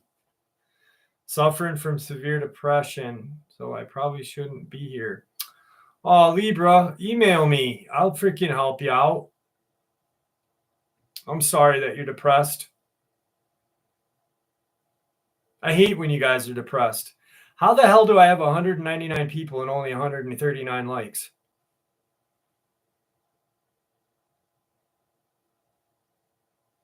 Thanks, Nick. You're the best. What's up, Ice Age? How are you?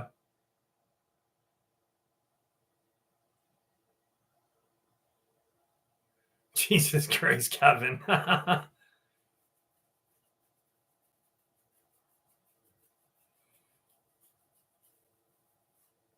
There's a version of that John Lennon song, the Beatles Lennon song that is super famous. But the Deftones, Will Haven, and another band do together, and it's fucking awesome. I figured, Joe. I was only busting your butt. Dr. Demento is great. Definitely not the wind, right, dude?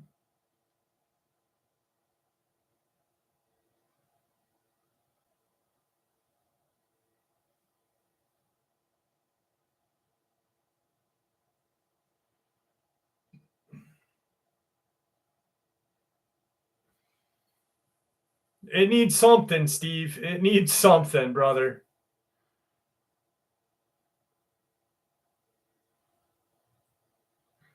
Not enough flamethrowers. Yeah, unfortunately, I've been plagued with anxiety and depression most of my life.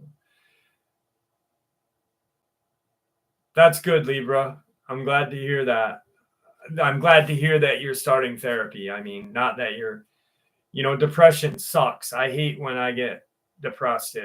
It's just the worst. It's the worst feeling anyone can go through ever. Ever.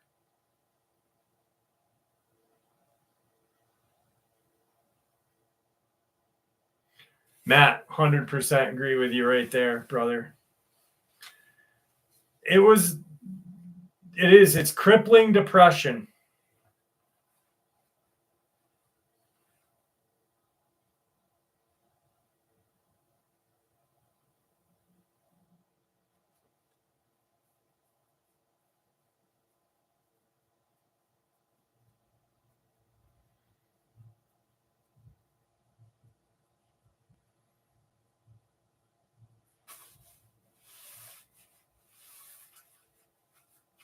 Maybe even more, Joe.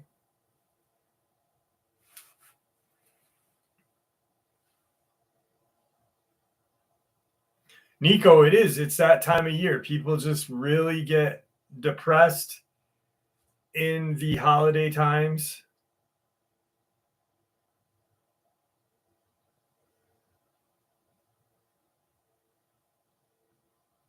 Steven likes microdosing.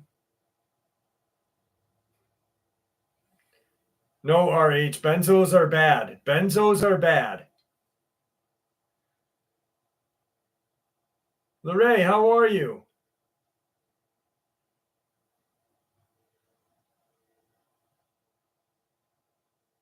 I'm glad. I trimmed it tonight. Neck, I trimmed it tonight. It was getting kind of long.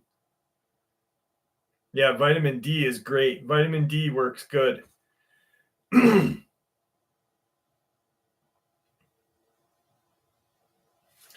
All right, here we go.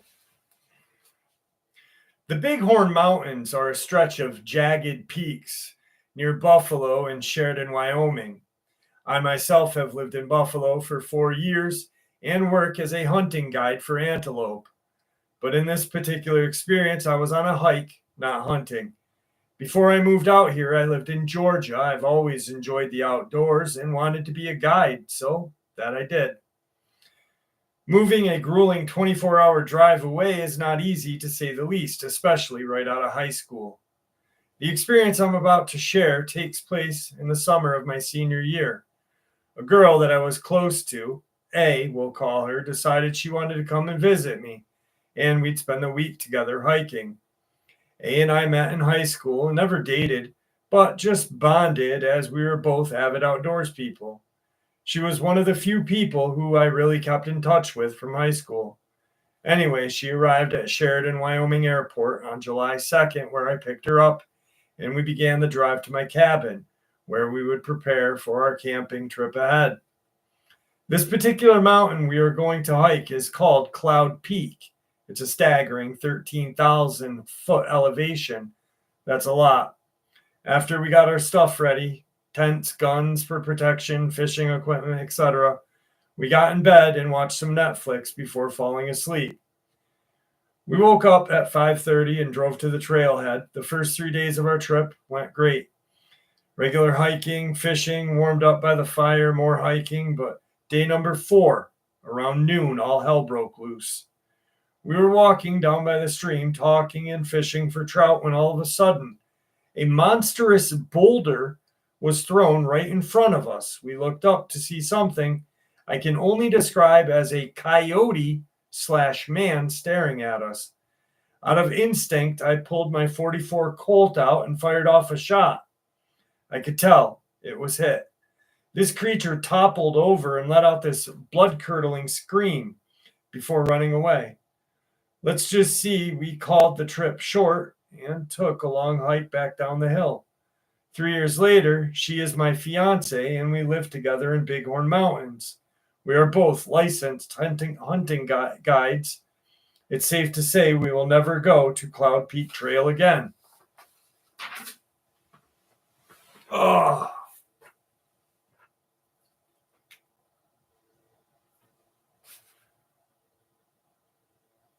Yeah, my dad's on that right now, dude from Texas. Actually, last time I was there, he was like, yesterday when I saw him, he's like, my neck hurts. I need another hydrocodone. What's up, Sonia? How are you?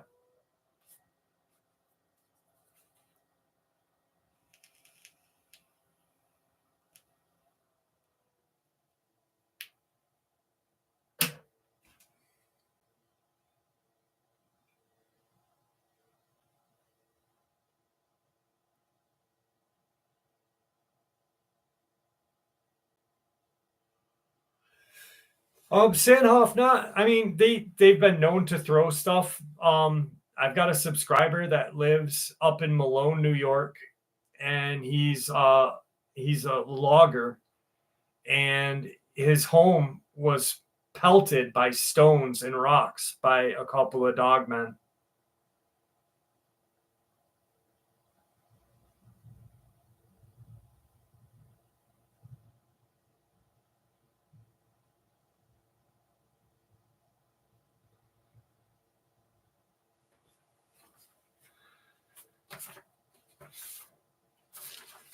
Black-eyed kid story.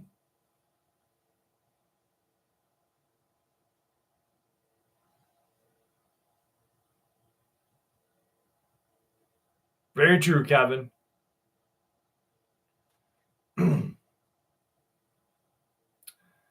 This happened in 2011 when I was training for the Peace Corps service in Cape Town, South Africa. Most houses here have bars on their doors and windows and are surrounded by gates and fences. The village that I trained in was large and sprawling. My host family was wealthier than most, and while the house was nice, most neighbors had simpler dwellings with tin shacks. Our fence was tall and stable with a thick wall of gate, and some of the neighboring fences were just small with barbed wire. The training schedule was packed, and I was usually gone all day, every day. When I got home in the afternoons, I would often play with some of the neighbors' kids. Sundays were my days off. One particular Sunday, toward the end of training, I was home alone. I was outside hanging laundry and noticed two small boys, maybe 7 and 8 or so, in the next yard staring at me. I'm white, and I am used to this reaction in South Africa. I had never seen these kids before. I smiled at them and continued to hang the laundry. They continued to play but stare at me. My unease with these kids grew, and I thought it was because I was annoyed, and I thought that was because I was annoyed at being stared at. The longer they watched me, the more creeped I felt. I looked up to notice they were gone. I quickly went inside and locked the door. The gate was already locked, and there was a tall fence surrounding the property. I looked out the window of my bedroom a few minutes later to see one of the kids scaling the fence. I thought about going out there and saying something, but felt compelled to stay inside and ignore them. The next time I looked, the kid had just landed in the yard and somehow saw me through the sliver of window I was peering out of and made eye contact with me. Then I noticed that this kid had eyes that were solid black. I felt like he was reaching into me and grabbing my insides. The kid prowled around the windows and the doors for a while. I don't know what happened to the other kid, but by this time I was totally creeped out. I moved to my permanent site shortly thereafter. Shit.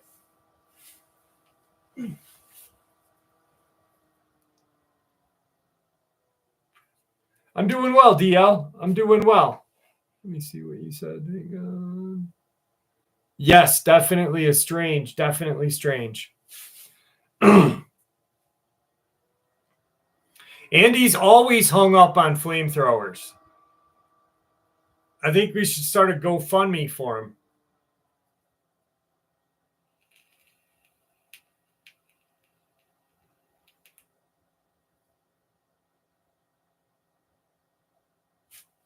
Of a few back. Okay.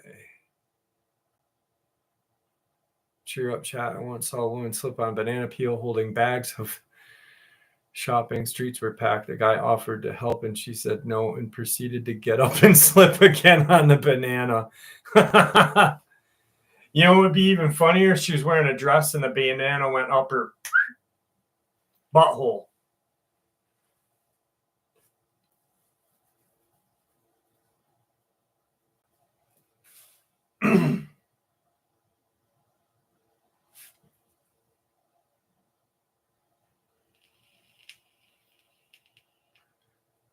The old fucking pink sock.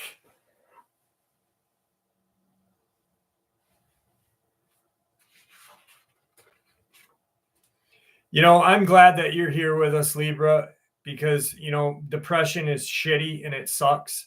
And to be honest with you, I'm just going to be dead honest. I almost thought about not doing the live stream tonight because my dad, and I'm glad that I did it because, you know, I look forward to Saturday nights with you guys because it's something special, you know. This, to me, I don't know how many I've never watched another channel and I don't know what other channels live streams are like, but, you know, to me, this feels special. Elon Musk's not a flamethrower is amazing.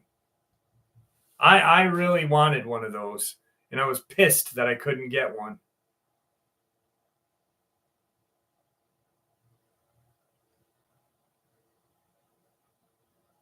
Hang on, I gotta go off camera really quick. I gotta adjust something. Ugh.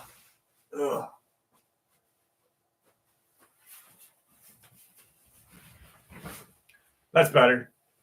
I was sitting for so long, I was sitting on my nuts. How many live streams do you hear that? Yeah, dude from Texas. I was sitting on those motherfuckers. No, Sonia, he's not. He's not doing well. He's not on death's door, but he's not doing great. 11. Thank you so much. Thank you. I appreciate that. I'll have to adjust more often.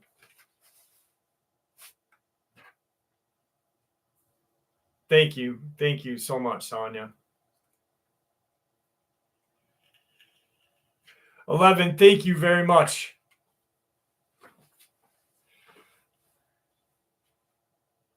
You know, I like literally, at around 10:30, I was like, do I want to do the live stream? And then I was like, you know what? You've got to do the live stream. You have to, because first of all, it's going to make you feel better. And second of all, everyone thinks that you're going to do the live stream anyway because you made the announcement and you don't want to let anyone down. And I'm so glad that I did it because, you know, I think at 1 o'clock in the morning, if I didn't do it, I'd be pissed off that I let you guys down.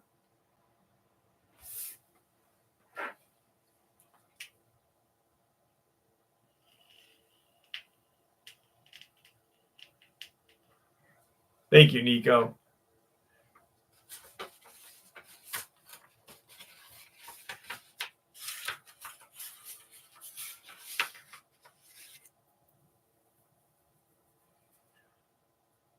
We'd be pissed too. Oh.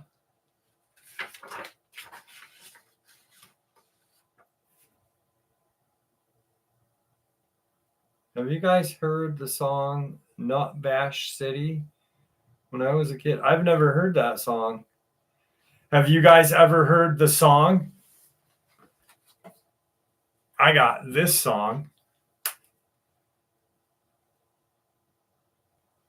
This is one of my favorite songs. Hang on a second.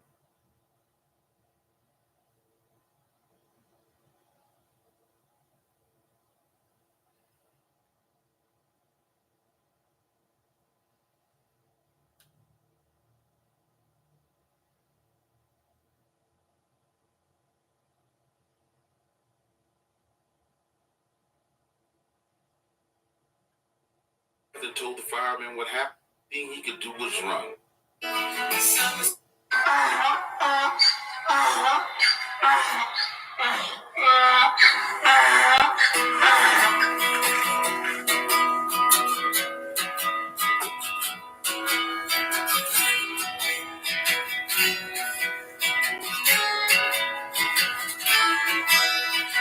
Swamp Donkey!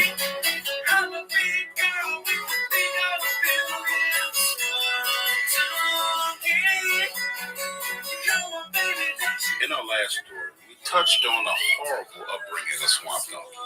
How his parents abandoned him at the steps of a fire station. This is Dark Waters explaining the upcoming of Swamp Dweller. When he was a young man, he won first place in the dog show. Now, I'm not the one to gossip, but there were these other stories I heard about Swamp Donkey. And the Swamp Donkey when he entered the woods. You see, everywhere he went, he was roasted.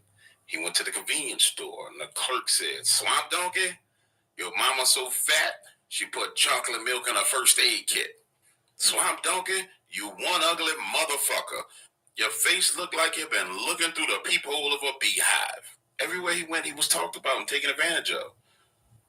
And this forced Swamp Donkey to resort to a life in the wild. There, Poor in the Swamp Donkey. Swamp Donkey finally found peace. Peace with himself and his looks. And a place where he was left alone with his thoughts. That was until one day, Swamp Donkey was scavenging for food. But out of the bushes popped the male Bigfoot. His blood ran Bigfoot! He trembled with fear. Swamp Dweller, what are you going to do? Eat him alive. As the fear subsided, Swamp Donkey figured the only thing he could do was run. So he turned to flee, and before he could get 8 steps away, Bigfoot pounced on him, bit him on the nape of his neck, pinned him down on his stomach, ripped his clothes off, and laid in the Swamp Donkey's ass.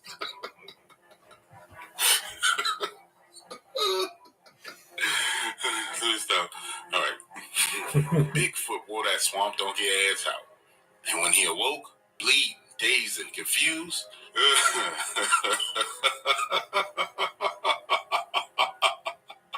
Swamp Donkey crawled to the nearest water he could find. Staring at his reflection in the water, he realized that Bigfoot had bit him so hard that the only thing left of his hair was his ponytails. Now, not only was he ugly, but hairless and couldn't feel his legs. Too ashamed to go to the hospital, Swamp Donkey crawled to the fire station, to the only people that were kind to him. And when he arrived and told the firemen what happened, they treated his wounds and gave him a wheelchair, then sent him along his way. As he rolled his ugly ass down the street, the jokes rained out from everywhere. Swamp Donkey, your mama so fat, she gonna have jelly stains on her casket pillow. Guys, this incident changed Swamp Donkey in profound ways. Swamp Donkey is Swamp Dweller. And causing him to have a mental break. Swamp Donkey then decided the only way he could make a living was telling creepypasta stories on YouTube. And although he tells stories, he still struggles with his sexuality every day. Swamp Donkey, I speak for the entire Dark Waters family when I say someday your ugly ass will find peace and happiness.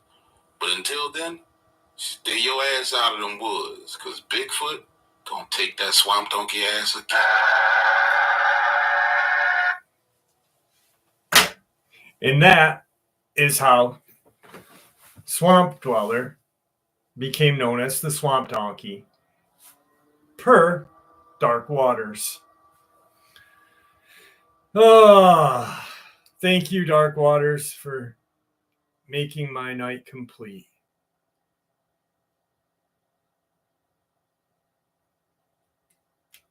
See, a long time ago, Swamp Dweller used to be a researcher. He used to be part of the Florida Dogman research, whatever. And I guess he had reached out to James a while ago, like years ago. And he was just,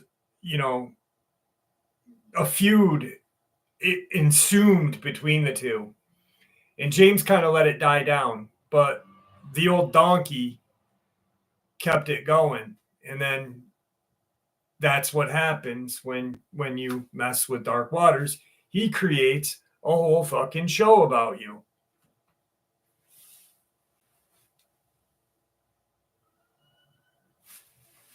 Cops? $20 is $20, copper.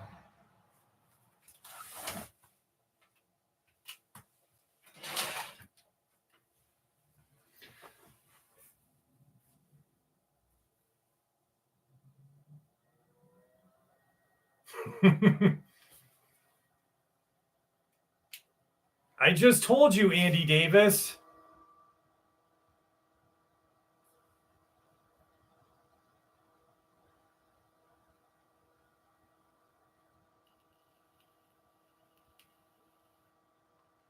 I'm getting the shirt, Libra. I swear to God. This week it was I just had too much going on.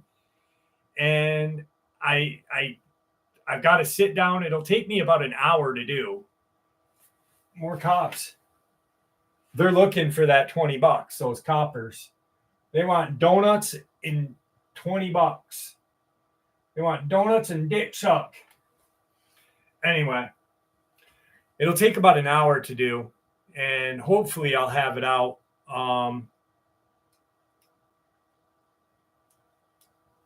Out that way.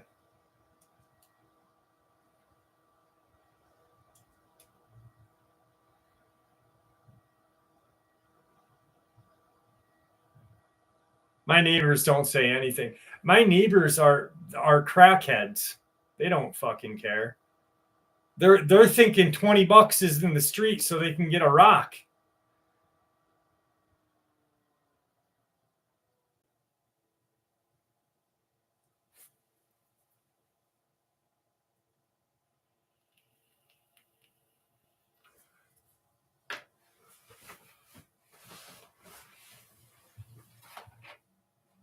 Well, I don't know if you guys can see it, but there's one parked right. You probably can't see it because of the glare. Ugh. There's a cop car parked right there. I'm looking at it right now. Just parked there, sitting there. 11, thank you so much. Come back with a warrant. Come back with a warrant and $20, baby.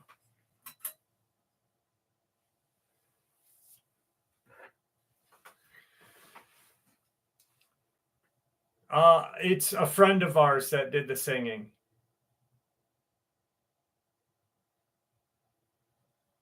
Favorite comedian? My favorite comedian right now is Matt Rife, Cat Williams. I love Cat Williams, Matt Rife. I don't know. I listen to the comedy station on Sirius XM. Bernie Mac is funny as hell. Bernie Mac reminds me kind of Dark Waters, to be honest with you. Cat Williams is great. Don Rickles and Norm Macdonald. Holy shit. Chappelle is awesome. Chappelle is the new Cat Williams show is great. The new Netflix series that he did. But what's his name? Matt Rife just did a Netflix series and it's so freaking good.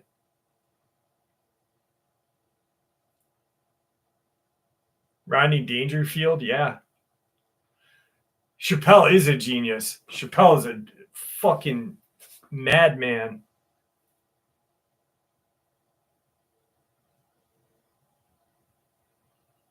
Pollock, where are you talking about? What state are you talking? A little boy? That was more than a year ago if you're talking about the little boy in Kentucky.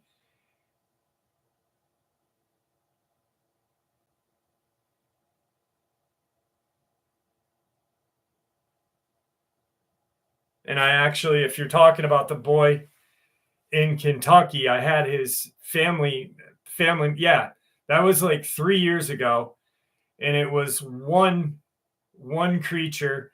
I had the little boy's mom's friend from high school on the show because a channel that does some weird investigations started making their own story up on it. And I actually had a family member come on and straighten out the whole thing.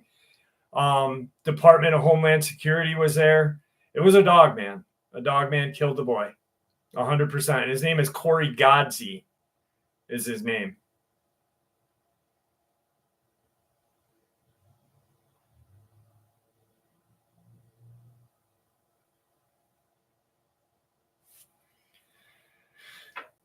Chris Farley was funny as hell too. Yeah. Down by the river.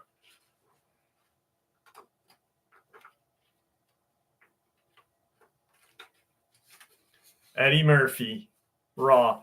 Gus, your goddamn wife is a fucking Bigfoot. You found her, you shaved her, and she said, goony goo goo. God damn it, Gus. Pollock, I would try 2021, 22. He was on in 22, about a year and a half after the whole thing experience. when it first happened, I covered it the day it happened. I was on that like glue because it was such a devastating thing for the family. His mom was never on the news. They never questioned her on the news. That case literally made nation headlines, but no one ever. It was so fucking weird how everything went down. One of the saddest cases ever. Hang on a second, guys. My daughter's doing something. What do you need, bud? Bud, what do you need? What are you making? Oh, okay. I was going to say I'd make it for you. Yes, I'm live.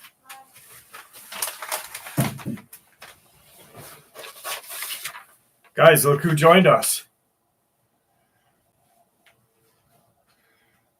There's Buddy. There's Buddy.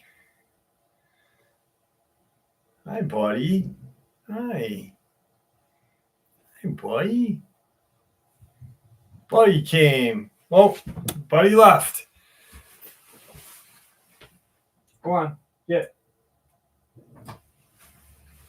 Belle's in the kitchen, so Buddy thought Belle was getting her food.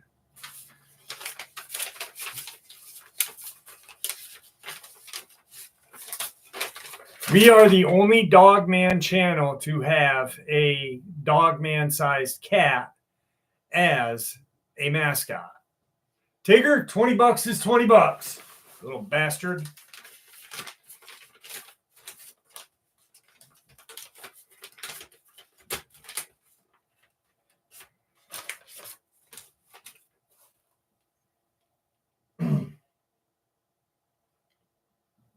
Here we go.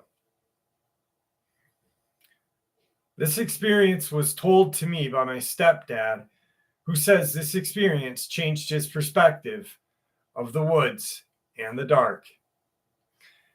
I was out on an overnight camping trip by myself, which wasn't a thing usually, as I was used to doing this quite often on my weekends off of work from the lumber yard. I threw a small pack I had made for camping in the back of my truck, consisting of food, some medical supplies, and drove off. It was a particularly hot and humid night during the Queensland summer. I decided not to take a tent and sleep under the stars in my camping stretcher. As the sun began to set, I set about getting a small campfire lit to cook dinner and boil a kettle for my usual late night tea. As I finished my meal and filled the metal kettle with water, I began to hear a sound of footsteps all around me. The footsteps were moving fast. I initially thought it was more than just one person walking around me. As I looked around trying to determine what the sound was and where it was coming from, I saw what looked like the shadow of a dog darting in and out of the trees around my campsite. I grabbed my torch, which was an old one and did not emit much light, but enough to investigate the shadow I had just seen. As I shined my torch around where I first saw that shadow, a black dog stood there staring at me. At first, I didn't feel scared or intimidated, just curious. But then the dog stood up, and what I saw and experienced next would shock me to the core. The dog stood on its hind legs. Its paws were more like hands with long claws. I grabbed a log that had been in the fire and swung madly at the creature. This didn't bother this thing at first, but once I took a step closer and swung again, the creature snarled at me. A snarl I have never heard any animal I was familiar with doing that.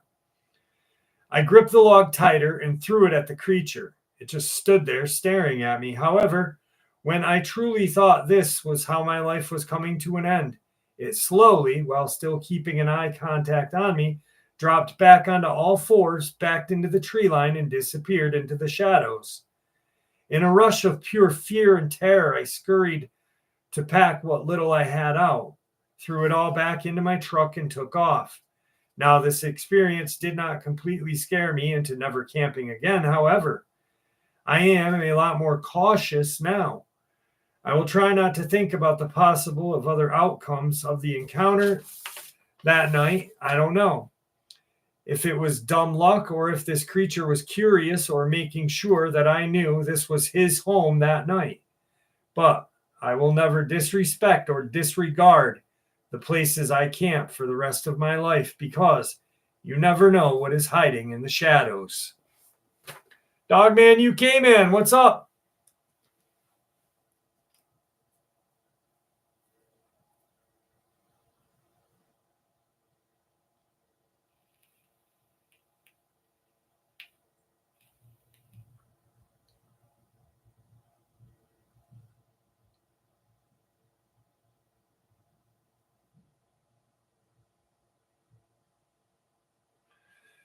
Queensland, Truth Quest. Down in your neck of the woods. I hope you're doing well, Dogman.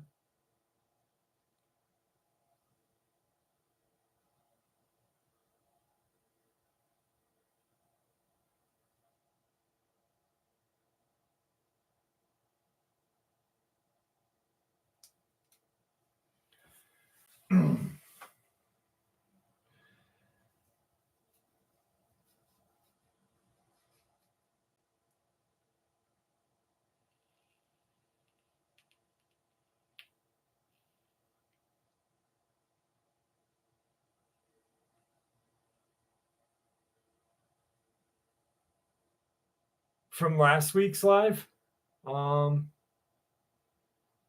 don't know what time I did it. I don't even remember what one it was. To be honest, I don't even remember. To be honest, I can't remember. I don't remember anything from last week after the week that I had.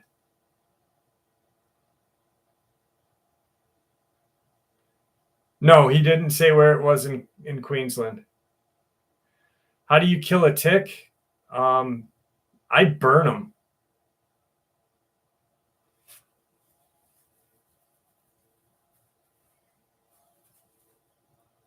I burn the shit right out of the little motherfuckers. There's a lot of land near Eagle Lake, Texas. I am near Deer Pacific. You know, guys, oh shit, Texas. You know, if you guys want to watch a really good, like, fake movie, it's on Amazon, and it's called, fuck me, what's it called? Hang on. I loved this movie. I'm going to tell you about it in a second.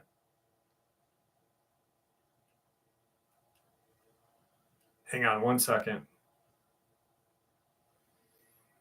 Load. Cocksuck.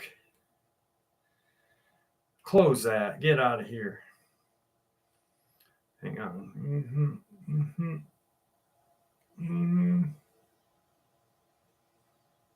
It is. Hang on 1 second. Exists. It was from 2014, and it was from the creators of the Blair Witch, and it literally was such a good freaking movie. Like, I didn't think I'd like it because I don't like Bigfoot movies. I like to hear Bigfoot encounters, but I don't like Bigfoot movies. And the movie blew me away. I was like, holy shit. So if you guys get to watch it. It's an amazing freaking movie. Exists. And just honestly, here, I want to clear something up. Because I played the Swamp Dweller song, Swamp Donkey song, I don't have anything against Swamp Dweller. I never met him. I've had a couple of interactions with him, and he didn't strike me as a bad guy. I just think the song is funny, and that little skit is funny. So please don't ever think that I have anything against him, because I don't. Yeah, it's on Amazon. It's a movie. It's called Exists.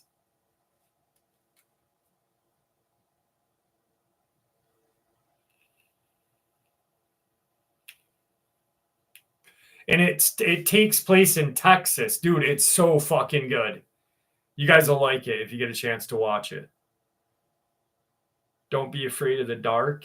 I like found footage movies. I don't know about you guys. Like the High Deserts. I like the 1 and 2. They're not bad. Hell House is great. I love Hell House 1, 2, 3, and Origins. I talked about that last week. $20 is $20, dog man.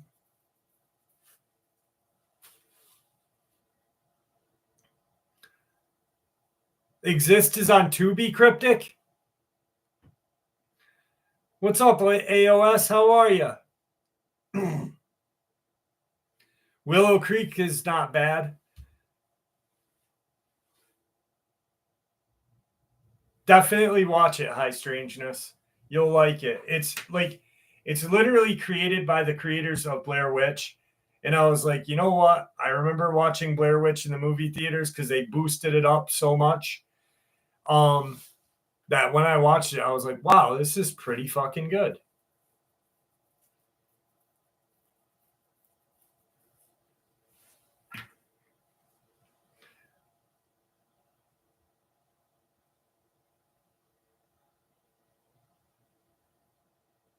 How are you? I'm about to hop platforms if possible. I don't know what that means, AOS. Yeah, Blair Witch 2 wasn't bad. I mean, 1 kicked ass because it was just no one knew that it was not real. Everyone thought it was real. So that's what was great about it. But I'm 47, so like I remember when the hype was, you know?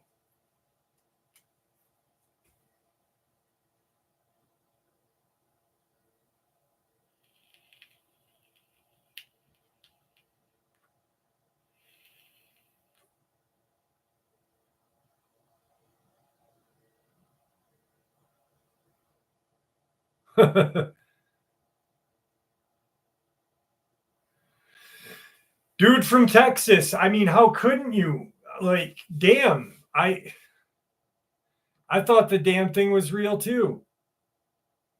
I am not young, Cacalina. That is mean to say. I feel old. I'm 47 years old. I am so fucking old. Yeah, the hype was awesome.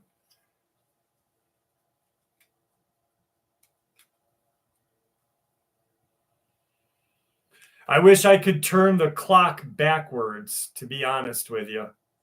Oh, skipping ads.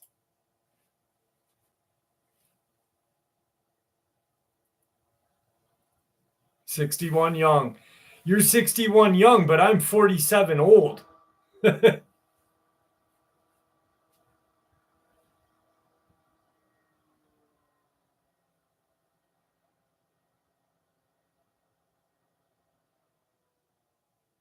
Yes, Janie.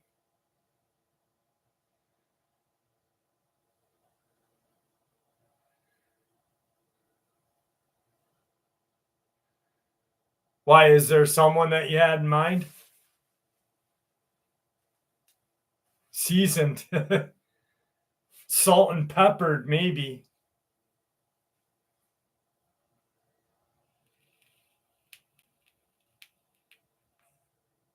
Yeah, that's one thing. I don't have wrinkles.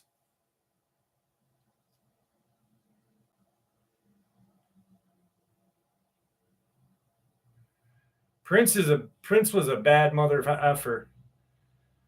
Prince still one of my favorite guitar players. I don't care what anyone says. Prince was the man. Was he? Yeah. Oh, you guys want to see something cool that I found at a freaking...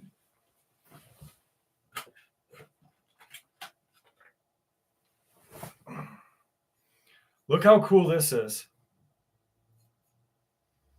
I got this at a garage sale.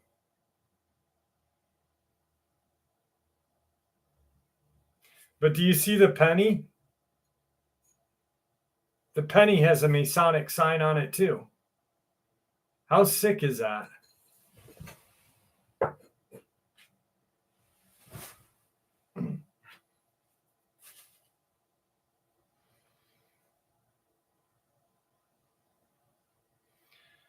91 on the 19th. Wow, good for him. Did you see it? Good for him.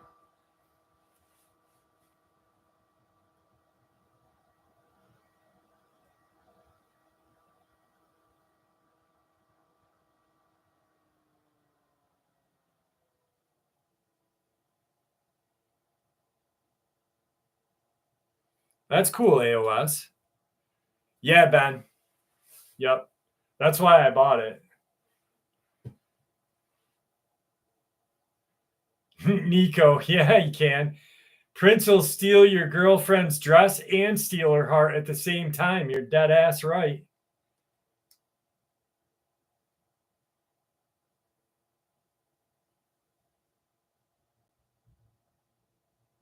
I don't know if Purple Rain's about chemtrails.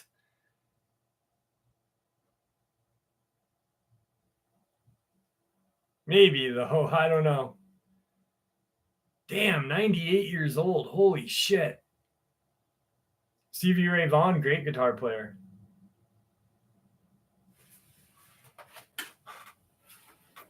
What the fuck?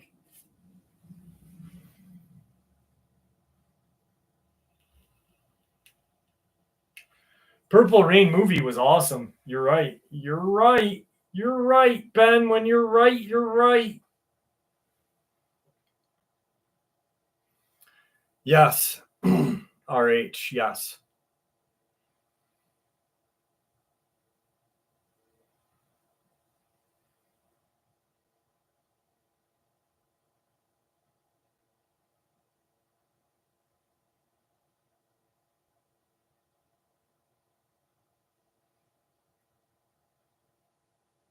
Nico, just jam. Like, I would literally watch a bunch of YouTube videos on how to.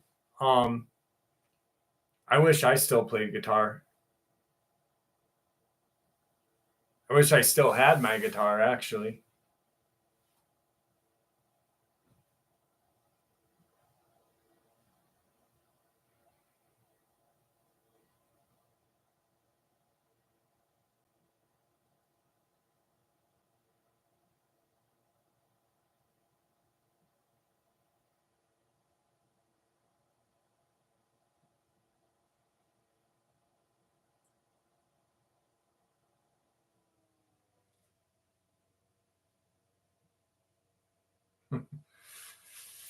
Purple rain, purple rain. Dude, oh God, that song is great. Yeah, fat fingers wouldn't be a good thing for guitar playing. Definitely not. All right, we've been on for about 2.5 hours. One more encounter, and then we'll end the evening. I had a blast with. Wait, I already did this one. What the fuck? I guess that's it.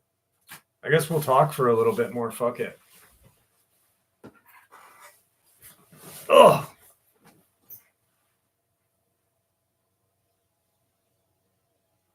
Oh, AOS, I'd love to have it, brother. Please. That'd be great. What's up, Junior Vargas? How are you? I hope you're having a blessed evening as well. Wait, your son is 6'10"? Holy moly. Does he play ball? He better play ball.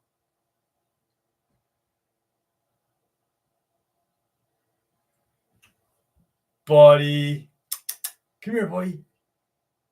Buddy's here.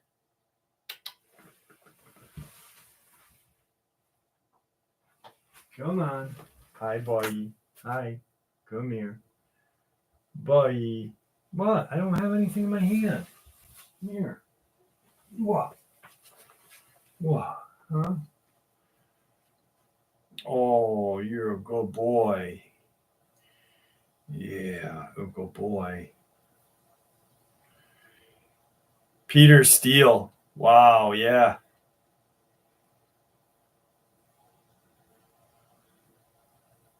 Typo negative.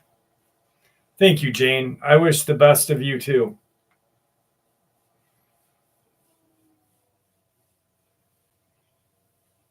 Oh, that's awesome, Sanhoff.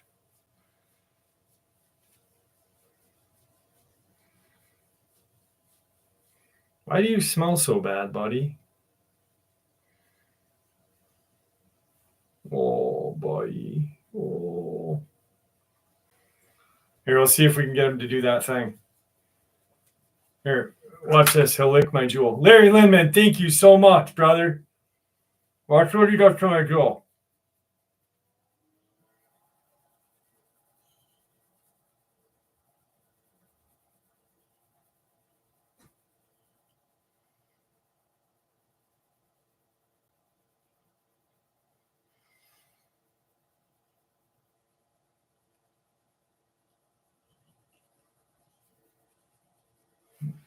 Why do you smell like shit, buddy? Ugh. He's nicking. Bro, what did you roll in?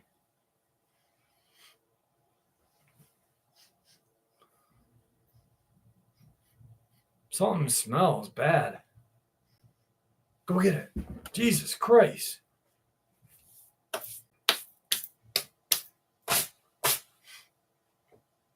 But yeah, he does. I don't know what it is. I don't know if it smells like an electrical fire or something.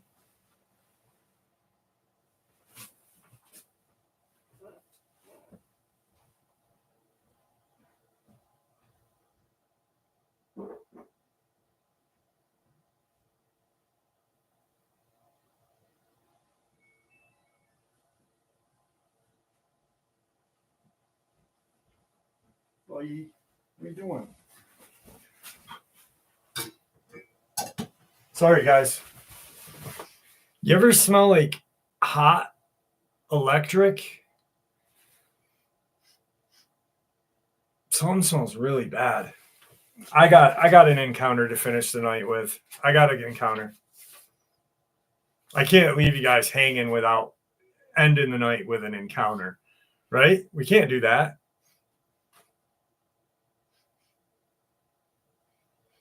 What the fuck is that? What are you doing? What did you do? Don't look at me like that. Go away.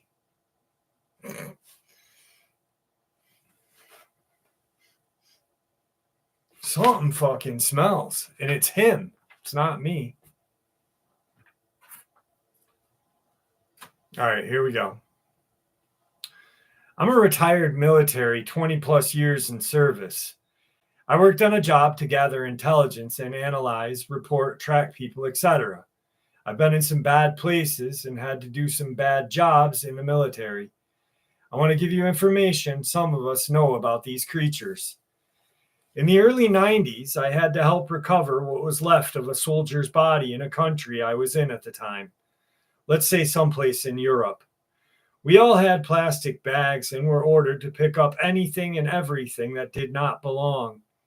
It was officially listed as a training accident. Here's the experience.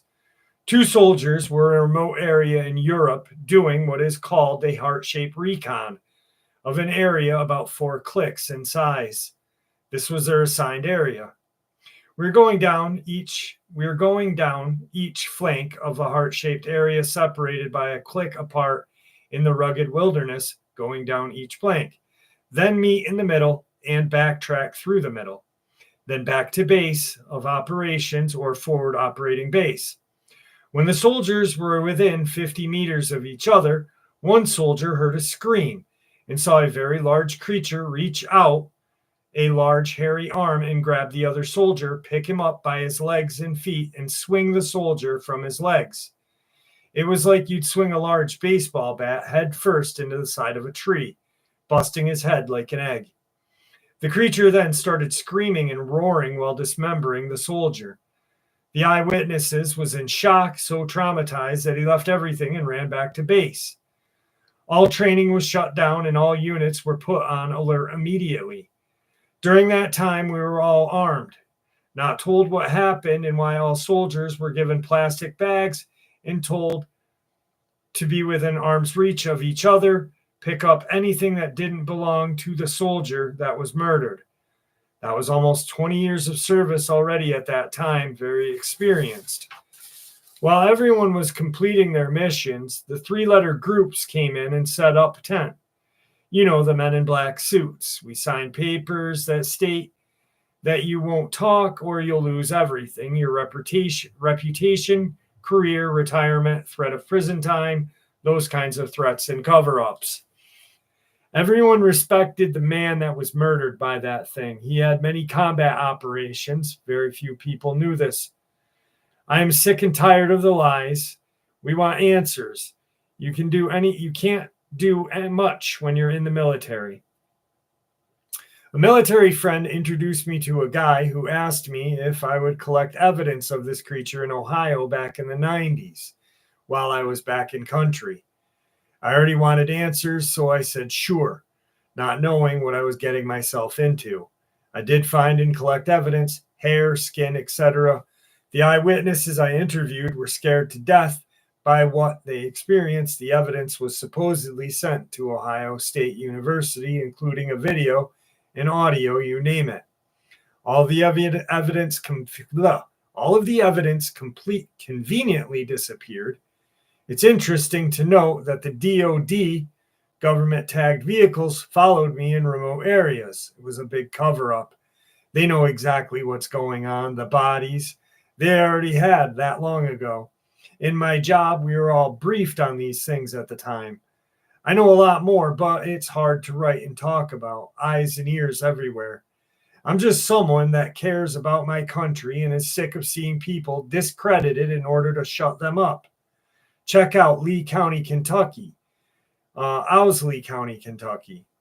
There were 2 people murdered by these things. It just so happens that one was a military vet, I believe in 2016. The man had footage of his own murder.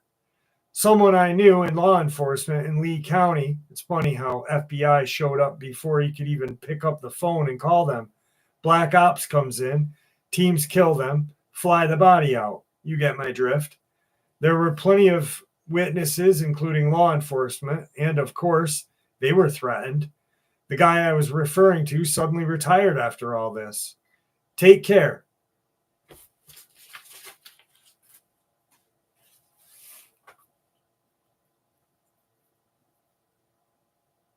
What's up, D-Dub? D-Dub's in the house? What's going on? How are you? I hope your night's good. Thank you for joining us tonight, my friend. Stay blessed. I will let you know, James, that I played everyone the Swamp Donkey song just for a laugh. We all laughed, and everyone loves you.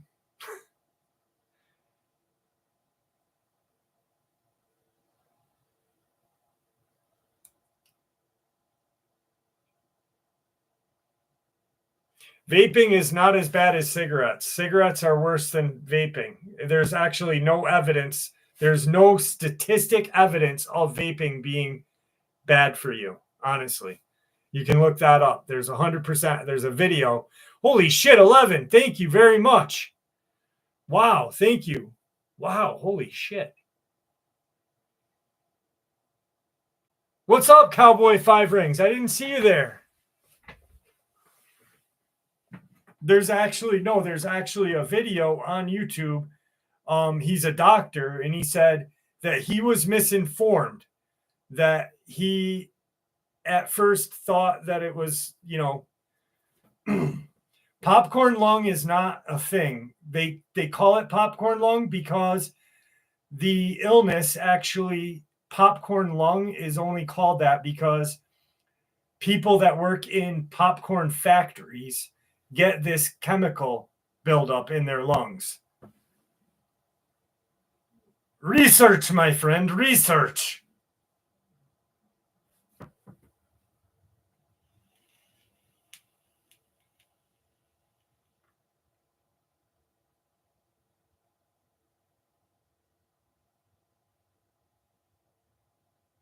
And I swear.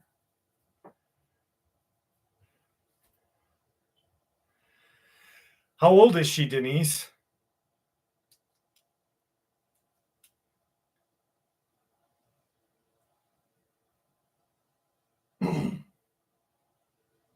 Never heard of the Voltaire. I know the Voltaire from what's the movies there? Team Jacob and Team Edward. What the fuck? We talked about it tonight. Shit. What? Twilight.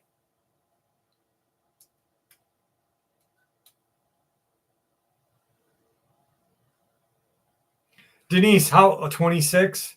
That's strange because, like, I actually, when I'd been a smoker since I was fucking 13 years old. My mom and dad were like, Jeff, we're going to give you permission to smoke cigarettes in hopes that you don't smoke cigarettes.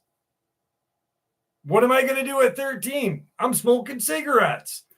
So I'm chain smoking cigarettes for like 30 years. I picked up a Juul. I always wanted to quit and never could. I picked up a Juul. The only time I hack is, like, I don't know.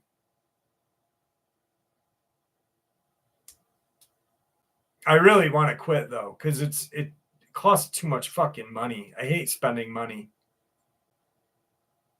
I'm a little bit of a shyster.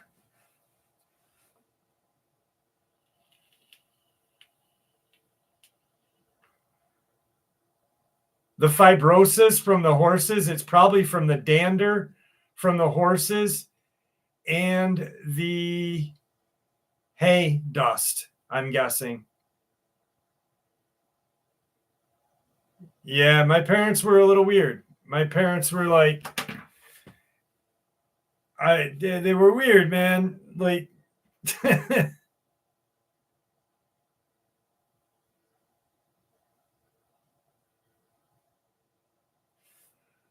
yeah, I can't, I can't smoke weed because I've got coming up on 8 years in April being sober. And I know that if I ever smoke weed or do edibles in a year's time, I'll be fucking doing pain medication and then doing dope. So I just can't.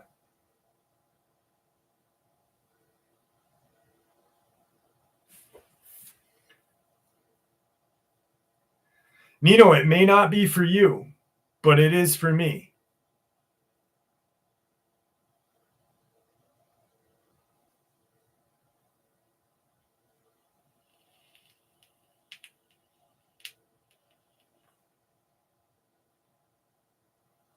I mean, to be honest with you, my daughter's 19. She'll be 19 in March. She smokes weed, and there's times that I wish, I could. But I know that if I do, eventually I will lose everything.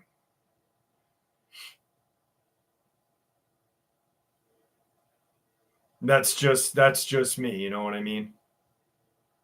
And I'm not embarrassed of, being an addict or anything, because I truly believe that people who have addictions and mental illness are more likely to experience these things, have more paranormal experiences and shit like that.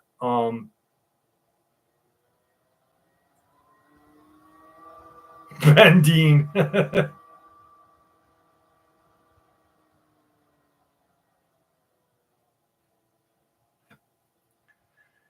I mean, when I was like 14, me and my friends were doing woolies. We'd go down to the city and pick up fucking a bunch of coke and freaking roll blunts with roll woolies and listen to the Wu-Tang bootleg albums that we got in the city. It was bad. We were fucking animals when we were kids. We were just little assholes.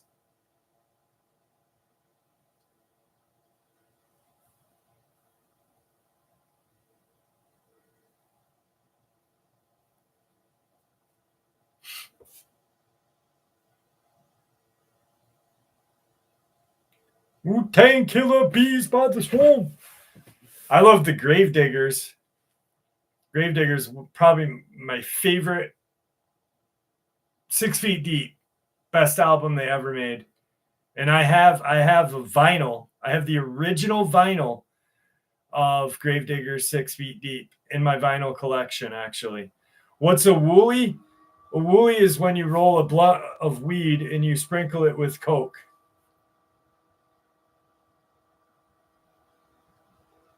Capadonna.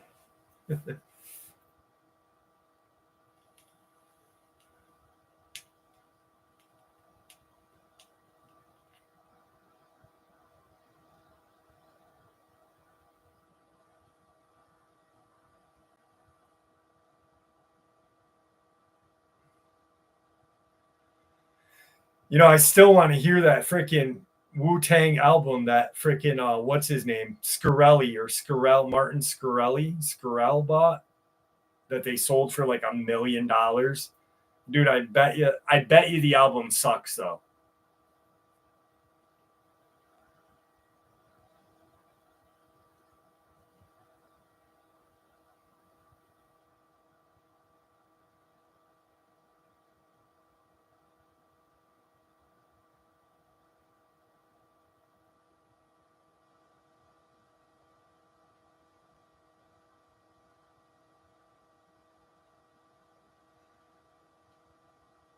Yeah, I saw that one, Star Magician.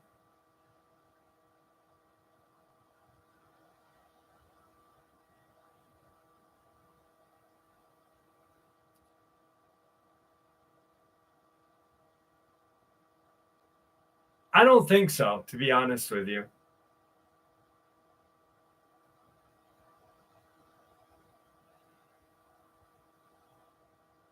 I'll do a breakdown of it. I'll like break it down quick. Not now, but like I'll do a video on breaking it down. Because there's one that's very similar to it where the guys are, I think they're oil workers, and there's a Bigfoot in the distance and it throws a tree. And that kind of reminds me of that video a little bit.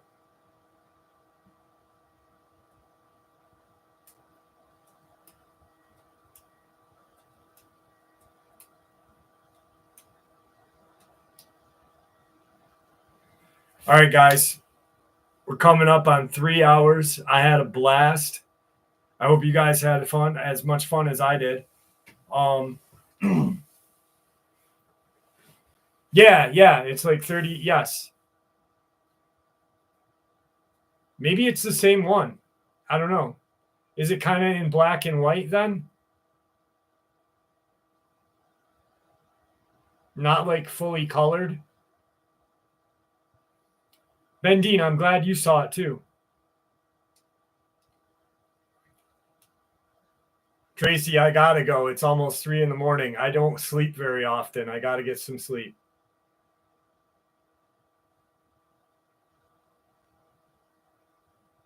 Five Rings. Have a good night, brother. I've already researched the Anunnaki, my friend. I've done videos about it. I've got about 3,000 videos on my channel. There's not too much that I haven't researched. I'm not saying that I'm an expert at anything. I'm always learning more and more and more. I learn so much shit from you guys. It's great. All right, guys. Love you all. Have a great night tonight. Thank you for all your support. Thank you for everyone who donated and become members tonight. I can't believe you guys, like, I cannot, I'm fucking thankful. So thank you very much. It's called Caden Zero. Just type in CADEN space CERO. All right, guys. Love you. Have a great night. Nino, you sexy MFer. Libra, you're my girl.